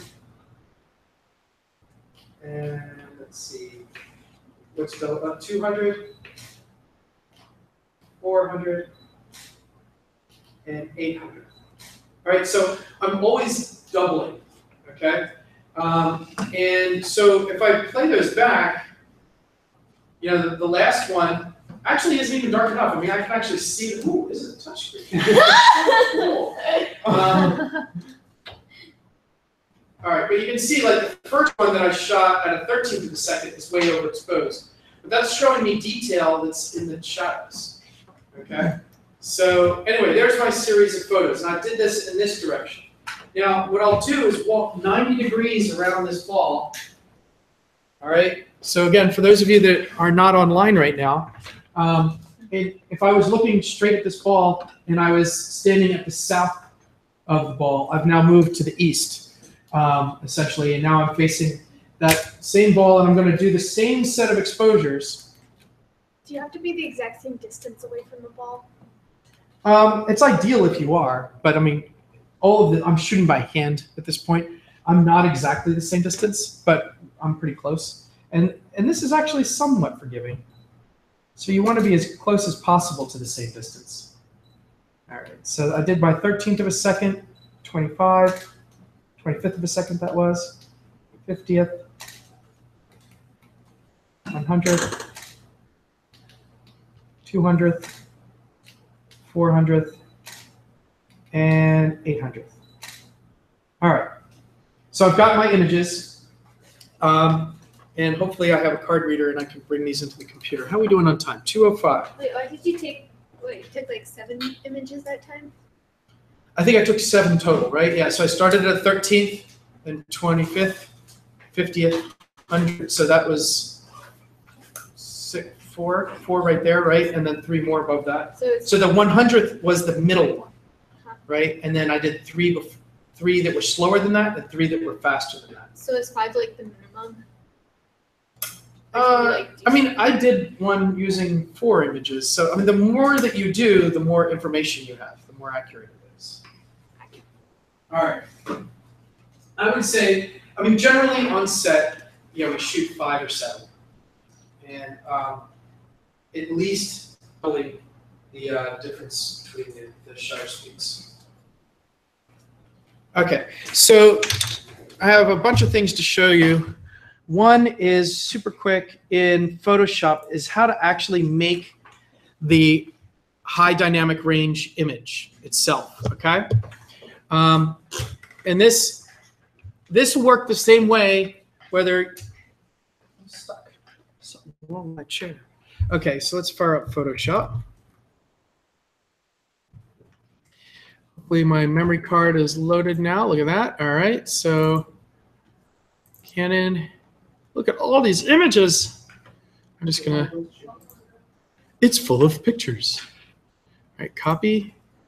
And we'll go to our course, animation, Nick, resources 5, HDR, new folder, in class. All right. So we'll paste that. And so that's copying. All right, so the nice thing with, if we use the Rico Theta, is that all the JPEG images are already a 360 image, right? So if I bring this, oosh, I just realized the whole time I was showing you guys a 360 image that it wasn't being broadcast. So there's our 360 image, and you can go away now. So here I've got these different exposures. I don't need to create a 360 image, which is what I'm going to need to do with the mirror ball. But if I take I want to make these 4 JPEG images from my Rico Theta into a HDR. And again, I'm just going to go to our resource folder to show those. All right, so in the HDR folder, I have these 4 photos that are those 360 photos. So in Photoshop, to make those, what I need to do is go to Automate.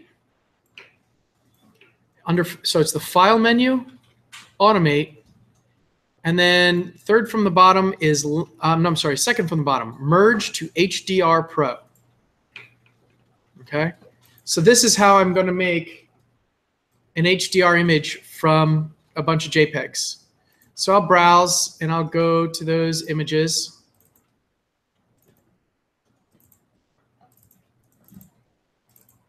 All right, I'm going to select those 4 Rico Theta images and say OK.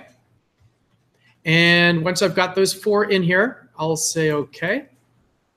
And so now it's going to process those. And you'll watch Photoshop will load them in one at a time. And it's going to lay them on top of each other into a single document. And it's going to, so here they are. They're all in one file. It's still running a script. I'm not doing anything. I'm not clicking anything. And so in the end, you get this dialog box with, hey, this is what I was able to do with it.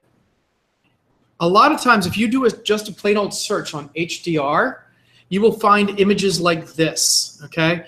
This image is trying to balance out all the information in the shadows with all the information in the bright lights and make a single balanced image. So what it's done is it's taken the super bright sky from the fast exposure shot. So you have nice blue sky here, but at the same time, it took all of the weeds, the ground cover, from the long exposure shot. And so when you look at this on a screen in particular, the projection screen doesn't really do very well. But on screen, like, it looks almost like a painting because you can clearly see things that are in the shadows as well as in the sky. Okay, this is not what we want. What we want is we want the actual raw 32-bit data out of this. So mainly all we need to do now that Photoshop has gotten us this far is change the mode here. And you do not want 8 or 16-bit. Those are approximations. You want 32-bit. All right. And at 32-bit, you'll get a probably not particularly saturated image, but all the data is in there now. And I will, just to be safe, I'm going to uncheck complete toning in camera raw. The process of toning an HDR image is basically creatively dialing in the exposures to make a single pretty picture out of your HDR exposure, okay? And if you do Google searches on HDR picture, you'll see a lot of these like hyper exposure kind of images that show a lot of saturation and dynamic range, but that's not a lighting model for us. We just want a straight ahead, I want the data straight off the camera. And so those are the things. When we get this dialog, set the mode to 32-bit and uncheck complete toning because we don't want to do any toning. We just want the data straight out. And so finally we can say OK. It's going to take this data. You'll get a little merge progress bar. And then now we have our 32-bit, RGB 32-bit image in its original resolution. Doesn't look special, but that's exactly what we want. And then you can save it. There's a couple different formats to save this as. One of the most universally accepted is called a radiance image. All right. So radiance actually is a .hdr. Actually, so I can say trees. .hdr. Okay, so I can save that. That's universally usable. You can use that in Maya. You can use that in Nuke. But also increasingly useful now, save as, is the EXR format. So honestly, out of habit, these days I save it in both because megabytes are cheap now. It used to be a nightmare just to save one HDR image. People would go, and I was like, I'm using up way too much space. Okay, so that's how we make an HDR image. Now, with the shots that we have from the Ricoh Theta, we've already got our 360. So that's nice. But what I'm going to do is generate the same from our little still image camera and see what we can do. Now, I didn't use a tripod, which was really, really bad of me. So let's see, large icons. So now I can see my exposures. And so this was one set, 1, 2, 3, 4, 5, 6, 7, right? So there we go, 1459 to 1462. That's what I want. So I'll do a automate, merge to HDR. Get in here, and I know the first one was 1449? No, 59? Let's go back into our browser here. 1459 to 1462. All right, so we'll bring in those. We'll say OK. These are higher resolution. They may take longer. Hello, Fatma. Nope. There's Francesca. Yeah, don't show again. Yeah. Oh, rats. So there's RAW and JPEG in here. Okay, stop. Skippy. All right. I hit escape. I was able to stop. So why didn't they show up here? Oh, there they are. It's doubled up. That's why. Okay. So let's try that one more time. Automate. Merge to HDR, browse. I'm just going to use the JPEGs.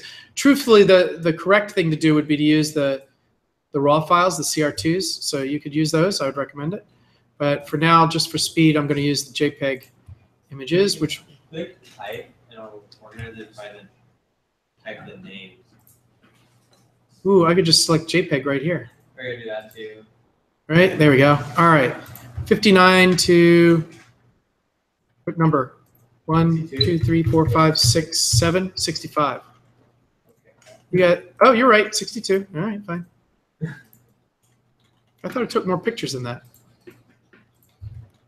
Yeah, I like that. 1, 2, 3, 4. No, I definitely took more pictures than that. Yeah, maybe I did. Oh, so it goes earlier. That's why. Here's my first one. 56. All right. So we start at 56 to 62. 1, 2, 3, 4, 5, 6, 7. Okay, there we go. Now we're good. Okay. Here they come.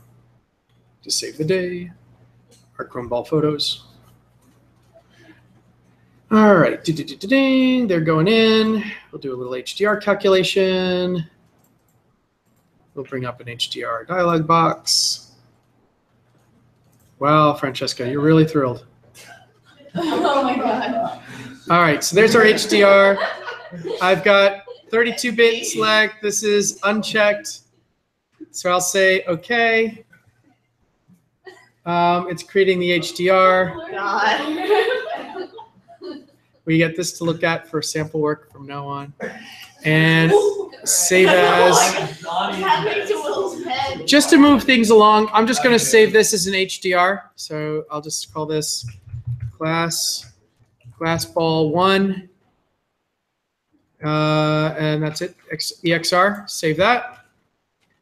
And I'll say OK to that. And then as soon as that is done, we'll do one more.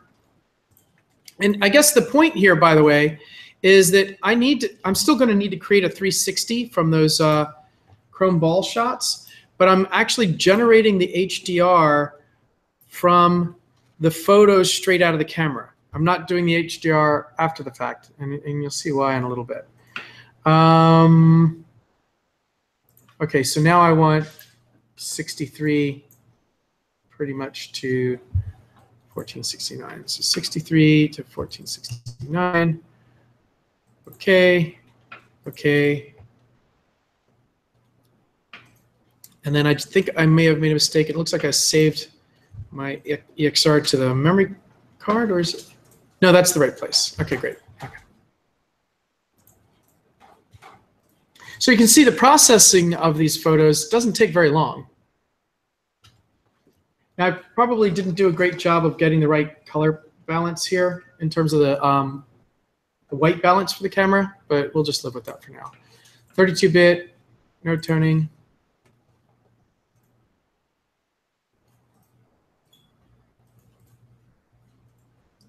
And file, save as, Radiance HDR. And class ball. Oh, wait, it's an EXR file that I saved to last time. EXR, there we go. Class ball 1 becomes class ball 2. Save, and OK. And so that's saving. OK, so now I've got HDR image from my Ricoh Theta. I've got and 2 different Chrome ball HDR images. So the final piece for this Chrome ball process is that I can use Nuke to convert our Chrome ball image into a 360 image, just like the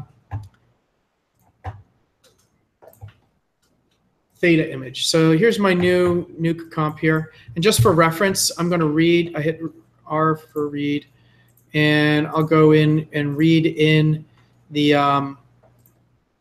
HDR we created from the Theta image. So HDR, and here's my trees EXR file. I'll open that up just so we can see it in Nuke. And again, what I wanted to point out is that here we can see this image, and if I hover my mouse here over the shadows, and I can see all this data, right? Look at the RGB values down here. You know, I've got 0.0194 at the dark area, 0.003, but there's actually data. As I move around here, there's numbers, right? So this is 0.003. If I hover my mouse over the sun, instead of being 1, it's 3.98. Okay, almost 4. Okay, so that's the dynamic range of this image. We have all this data to work with. And so this is a very bright light right here. And we can use that for our 3D scenes.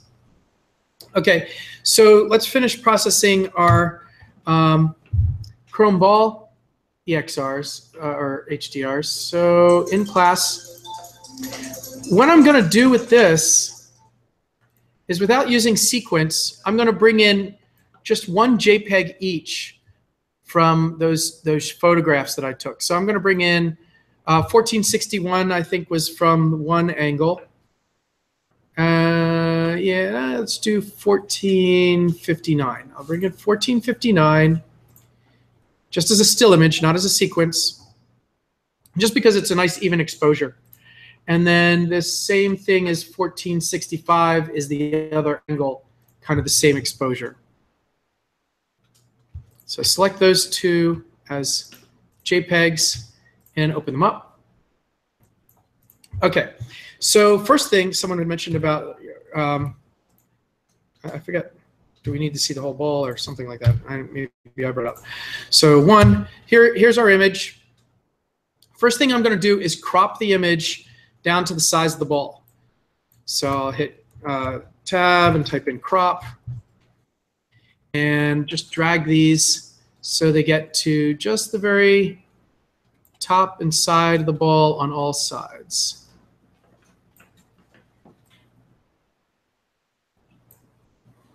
And drag that. Okay, so if I zoom in really close here now, you can see the reflection. I mean, the reflection's really clear, right? Look, there's your instructor in the middle. So we're right to the edges. So there's our chrome ball. Oh, this one's not quite to the edge. All right. Now, I'm at 3211 by 3295. So 2395. It would be nice if I was a little closer together. Is that the original? Oh, no, that's just the position of those corners. All right. So we're kind of square there. That's good. I'm just going to copy this crop and paste it into the other pipe and take a look at that. And we're pretty close. Not exactly, but I'll just hone this in. All right. So there we go. Now I've got two kind of square-shaped crops. Now I want these to be exactly the same size, and I do want them to be square. So I'm actually going to just forcibly reformat these right now. This might be a little bit brute force. In an ideal world, I would have been exactly the same distance from each of these.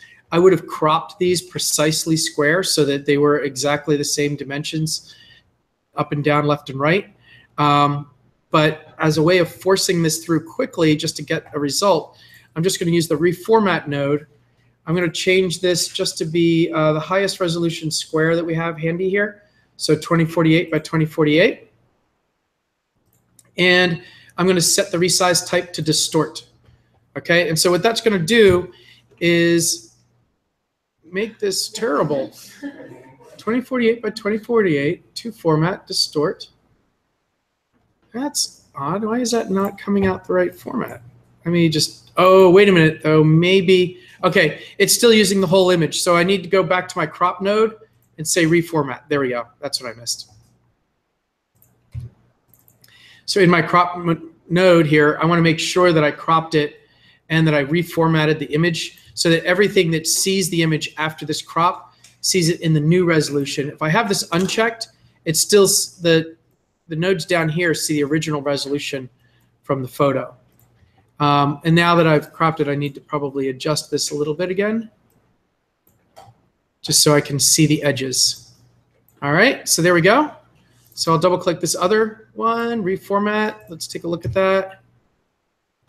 All right, make sure we got this crop nice. Oops. Here we are. Let's make sure I'm working with the right crop node. All right, I'll copy this reformat and put it in here. So here's what we see. And maybe I can move the bottom. There we go. I'm just grabbing hold of this Y adjustment here, increasing that size, with the X adjustment, choosing the up and down, excuse me, up and down arrows to use the ball to fill this out. So now basically I have the two different images of the ball, right? The first time in this reflection, I was standing here, 90-degree angle off to the side, and I was photographing in this direction from left to right. With this, here's that photograph facing that way. This is me, the direct reflection, and you know, these reflections are the sides of the room. So there we go. So there's our chrome ball, and what I can do now is something called a spherical transform. So I hit Tab, spherical transform. And the nice thing about this is it allows us to take the input type, mirror ball is the default as it happens to be, and output a latitude longitude map, which is exactly what we're getting, you know, from our Rico theta. All right. The only final thing about this is I want the output to be a actual 360 is usually twice as wide as it is high. So I'm going to make this interesting. Looks like Cara VR is not installed in here. That's unfortunate. We'll have to make sure that gets installed. But in the meantime, I'm just going to make a new format that's 2048 in one direction and 1024 in the other. So it's double the width as it is high. Okay. Oh, please give your format a name. What if I, Rufus. Now, 2048 lat long is what I'll name it for real. And it's not a 9, 8. There we go. Okay. So now this is, you know, slightly blurry, but now that's a 360 image, right? And just like I mentioned, it's just the areas at the sides that are really terrible. So it happens to be, if I copy my spherical transform and put it over here, and I can look at this one, well, here's 90 degrees the other way, and notice that the really horrible parts are in different places. So this is a different 360-degree image. So what I should be able to do is I want to put these over top of each other. So I'm going to select them both and tap M to merge. And I'll blend this down about 50%. And make it a matte. So can I just let me see the two different images? It's not. Wait a minute. Well, let's try over again. There we go. Now I can see the two images. There we go. So I could fade them in and out, right? And what I'm looking for right now is how are they related to each other? I mean, I know that they're 90 degrees different from each other. What I'm trying to find is a landmark that's in both images. So if I look at this image, the door is here. And if I look at this image, the door is here, 90 degrees the other way, right? So what I'm going to do is take this image, rotate it 90 degrees on the y-axis, right? The y-axis goes through the top and bottom of the ball, right? So if I double-click on this spherical transform, I have output rotation. And I'll type in 90 for the y-axis. And it rotated 90 degrees. It puts the door over there. So now when I look at my merge, the doors are really close to each other. All right, so this is not ideal. They're not perfectly matched. And again, I did this by hand. So it looks like I need to I'm just increasing by 1 degree each this this rotation. So I wasn't exactly 90 degrees. I was about 94 degrees when I took that photo. Now the x-axis runs left to right, so maybe if I increase that, I can dial up the vertical here. And now I've got this door pretty well overlaid, right? So as my final step, A over B, so this image is going on top of this image. And again, this is a chrome ball. It's shot by hand. We're not using this to create an actual 360 image of the room that people are going to see. We're using this to create an HDR light map or reflection. So the end result is not going to be perfect, but we're going to get really pretty close with this. So what I want to do here is this image is on top. And so I'm going to actually shift that. I'm going to hold the shift. I'm going to double click my merge node and just type Shift X. Okay, because it's kind of hard for me to see this mess on the edges. It's easier for me to see this mess here. This is the two edges of the ball merged together here. So this is on top of this image. So in my merge, I'm going to set this to be, whoops, it's not merge. Double click my merge. Double click my merge. There we are. I'm going to set this to matte. So now the composite is based on alpha channel. So the only thing is that my incoming image has, if I hit alpha, nothing. So what I will do is add a roto node here. That'll generate an alpha for us. And I will actually also add just a quick shuffle node in between. And I'm just going to set alpha to white. There we go. Right? So now what I've got is, there we go. This image is going over this image. This image is on top of this image. This gives this image a solid white alpha. Roto will allow us to adjust it. And then here's the matte putting the second photo over the first. So I don't want this mushy mush, right? This is terrible stuff. So all I have to do is take my roto node, double click roto, make sure that's our focus. I'll just take a little rectangle and say, yeah, this crap, I don't want that. So I'll just put in an alpha channel and nothing. And let's feather this a whole bunch. Okay, so now I got rid of the messy mess, right? And the other thing I might want to get rid of is me in the picture, you know, the photographer. So again, I can just say, well, I'm going to take this ellipsis. We'll put that there. Set that. Where's this? Oh, that's the, meh. What's going on there? Ah, here we go. I was double clicking the wrong thing. Fade out the photographer. There we go. Now, obviously, I picked two images at random. They're different exposures, right? So this image here is darker than the second. So if I wanted to, I could just go here and say, hey, give me frame 60, which was brighter instead. That should, oh, it's darker. I'm sorry. Give me frame 58, because that was brighter. There we go. And now we get this more even look, right? So look at that. It's all good. So there's our composite. There's our 360 image. Head explodes off of a reflection of a stupid ball. Okay? All of this works the same way regardless of what image I put in, right? So if I hit read here, sequences are turned off, and I bring in my two HDR EXR files, right? And I match them. I say, instead of this JPEG, take this HDR. Instead of this JPEG, take this HDR. I now have a 360-degree HDR image, all stitched up. And yeah, it's a little off. Looks like it's tilted for some reason. I don't know how that happened. Maybe I messed up on one of my rotations. Now, here's the other interesting thing. This is finished composited now. I could still use, this is still a 360-degree spherical image, so I can put in another spherical transform here. Change the input to be lat long matte, because that's what this is called.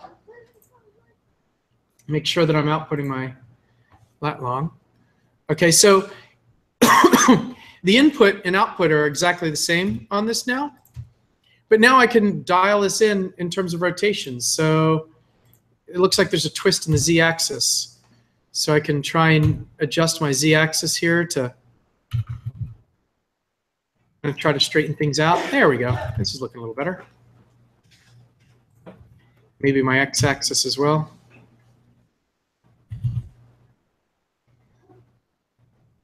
All right, so I can dial this around, but there we go. There's a 360-degree image, HDR. There's a hand up. Go ahead. Yeah, can I just see the settings on your Reformat real quick? So the reformat node right here. Yeah.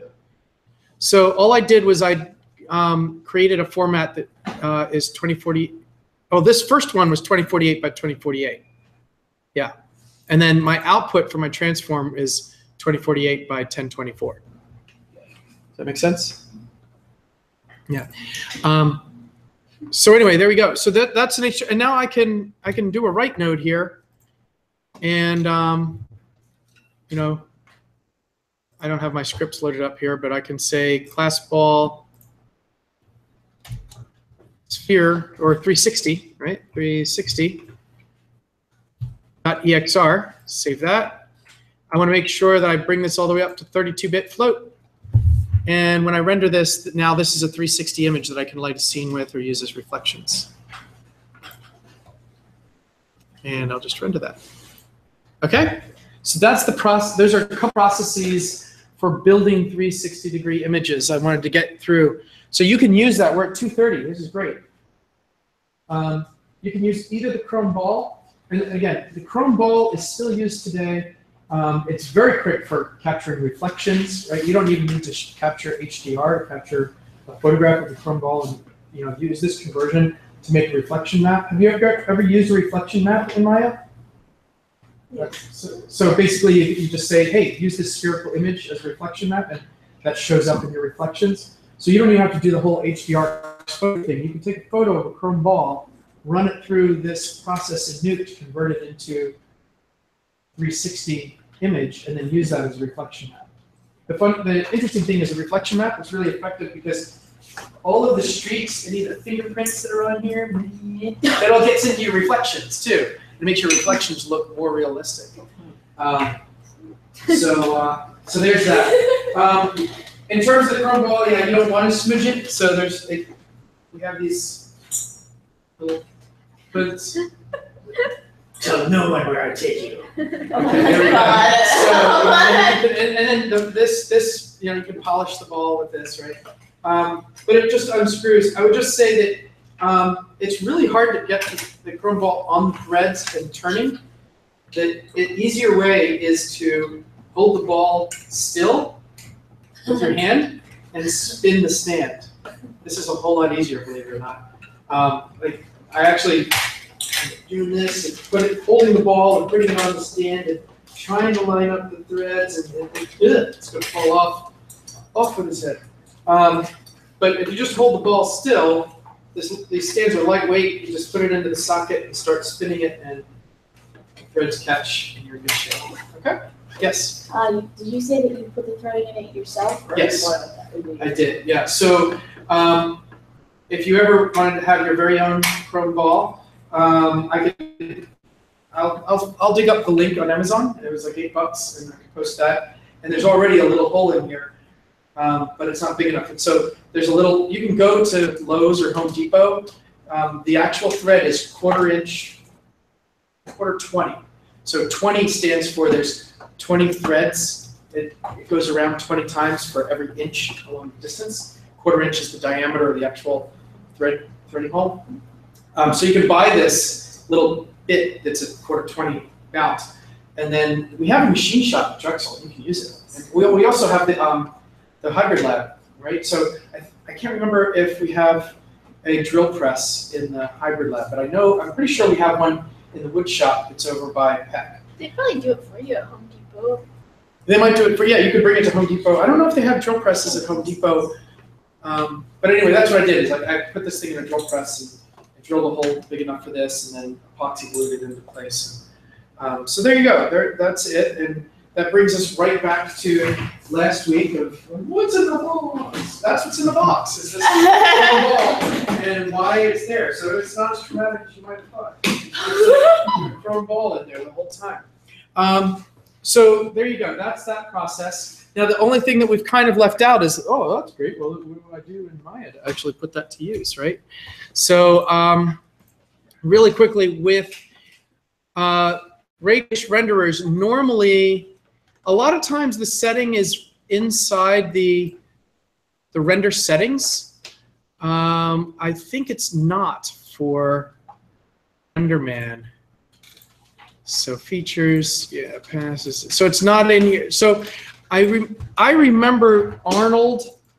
Arnold wants you to add a Skylight. That's what it wants. So in Arnold, which we don't have installed, there's usually an Arnold tab and there's also usually an Arnold menu. You can go into lights and add Skylight.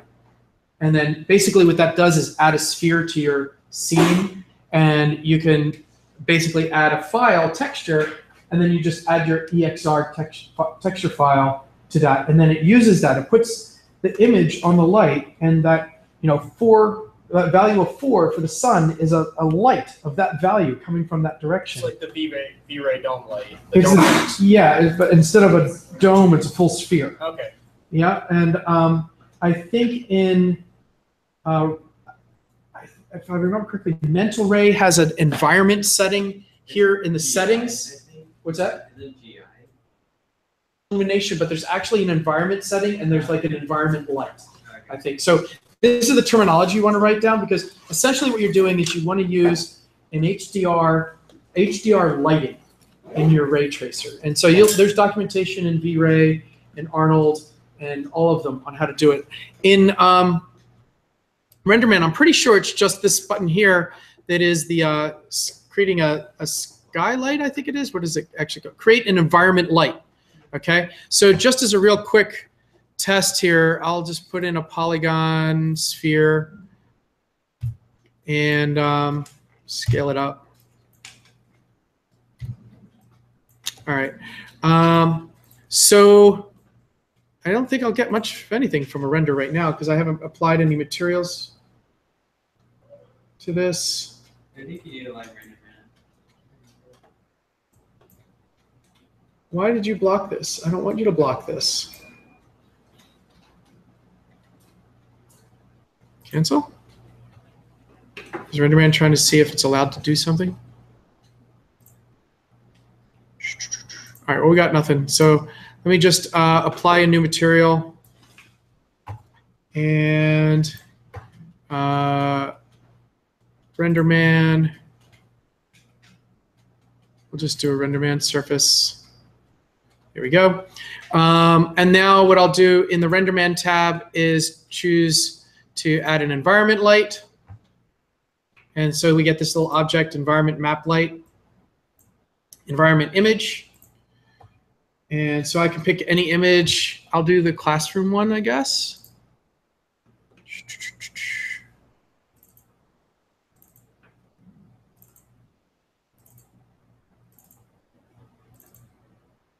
HDR and in class all the way down in here.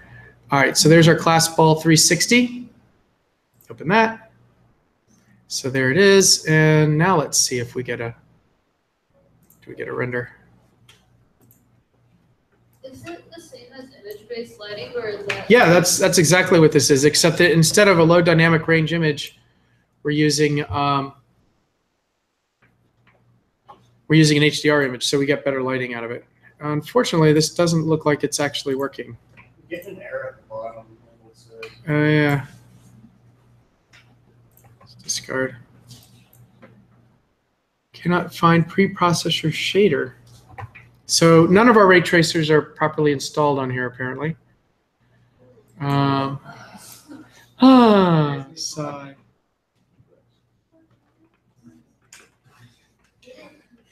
Yeah. Okay. Well,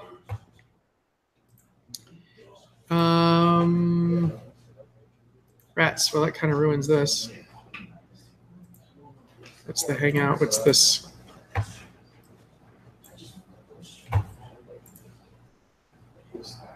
New window. RenderMan. HDR light sample. What you'll get out of this once it's up and running, and again, we're running out of time, but you'll get something really nice and smooth like this, okay? So if you put in a material that's a chrome ball, you'll actually see the reflection that you photographed, okay? And objects that are in here, even like this gray object, the shadows, all of that's going to be coming from that real scene. I practiced this ahead of time in Arnold, and I actually got multiple shadows from using that tree shot because the sun was coming through the tree, and so that generated a shadow. But then other light was coming through from the sky through the leaves, and I was getting shadows from that as well. And that's really the point of this HDR stuff. You guys are like already putting your backpacks on and leaving, and we've got 5 minutes. One other thing I did want to show you. So there's HDR lighting, there's documentation online, and tutorials, and I apologize. Normally I want to show you fully successfully in class, and unfortunately we didn't do that. So I would highly recommend you sit down at a computer today and find pick a computer and say, this is the one I'm going to use, and fire up the ray trace renderers, and any that don't work, write an email to support. Hey, I'm in the lab, I'm on this computer, I want to use V-Ray and Arnold and Mental Ray and RenderMan, and none of them are working. Can you get them working on this machine? So they are supposed to work on this machine. And you can just pick one of those. You're familiar with V-Ray, or if you prefer RenderMan, just get them to get that working.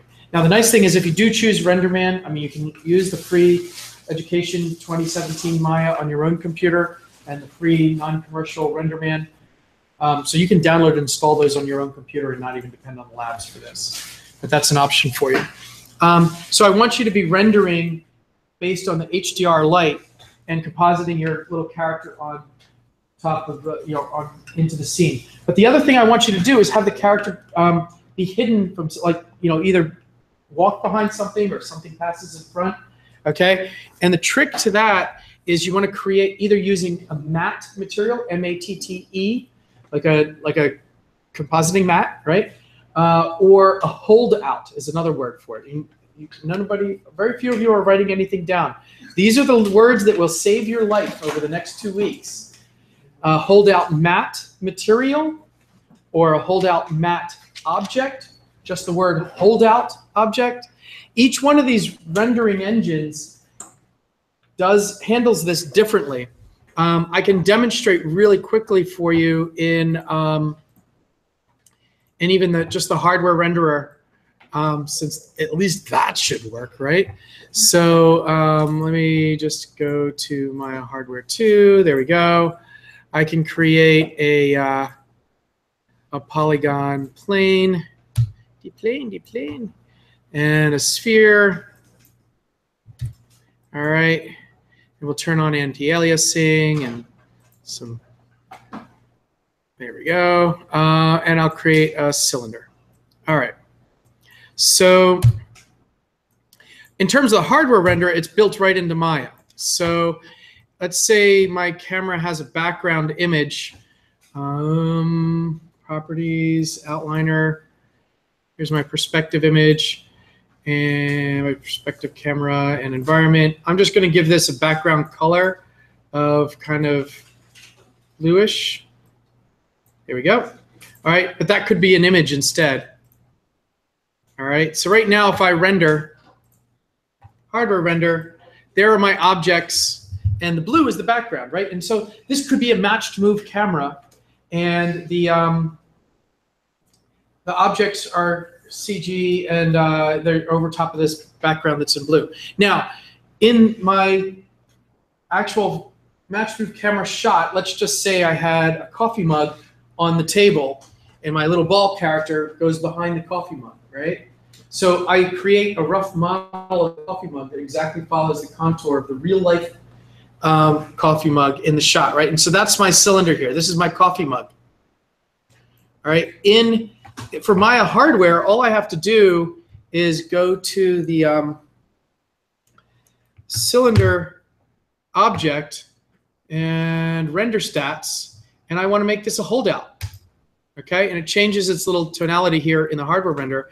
But what's actually happening is it's now totally transparent. Wherever this geometry is in the render is transparent.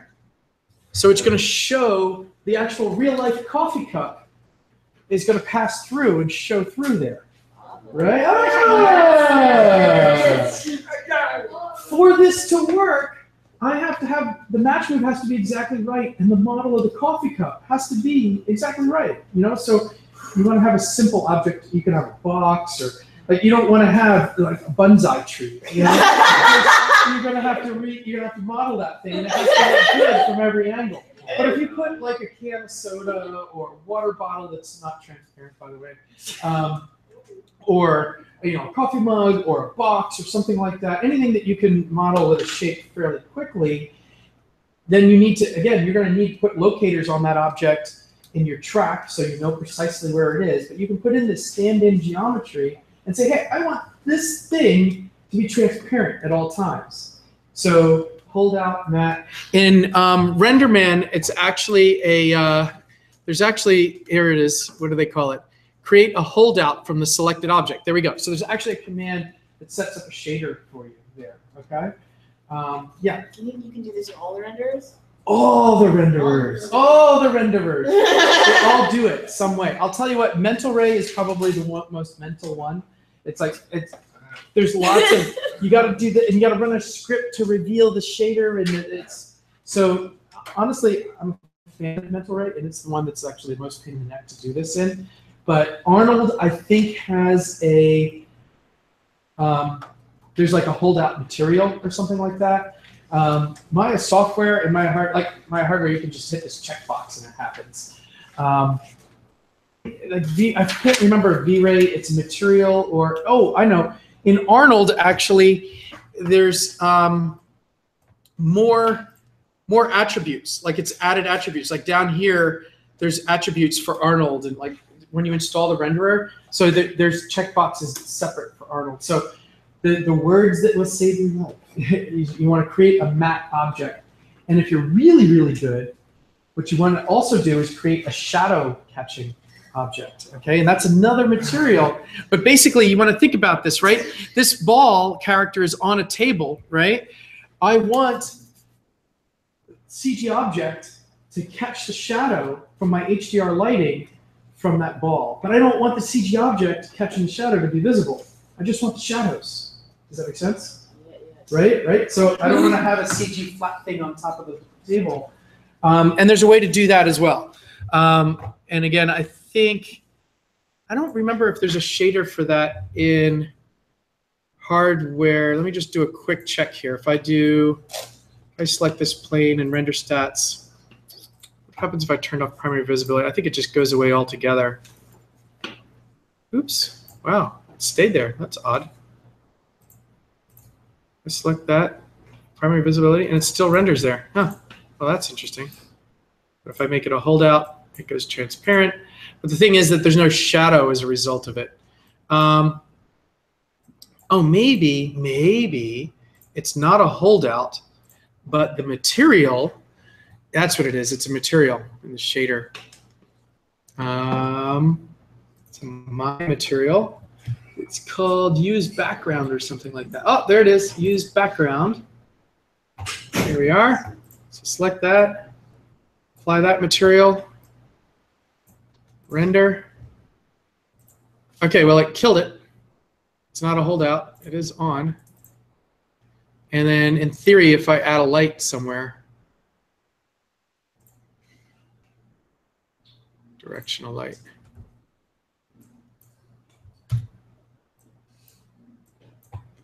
And cast some shadows for me. Do something. Look at that. Okay, so now, the use background is my material for basically, it's the surface of the geometry is being painted with the background material, whatever that, if it's an image plane background or, but it still catches the shadows from the lights in the scene.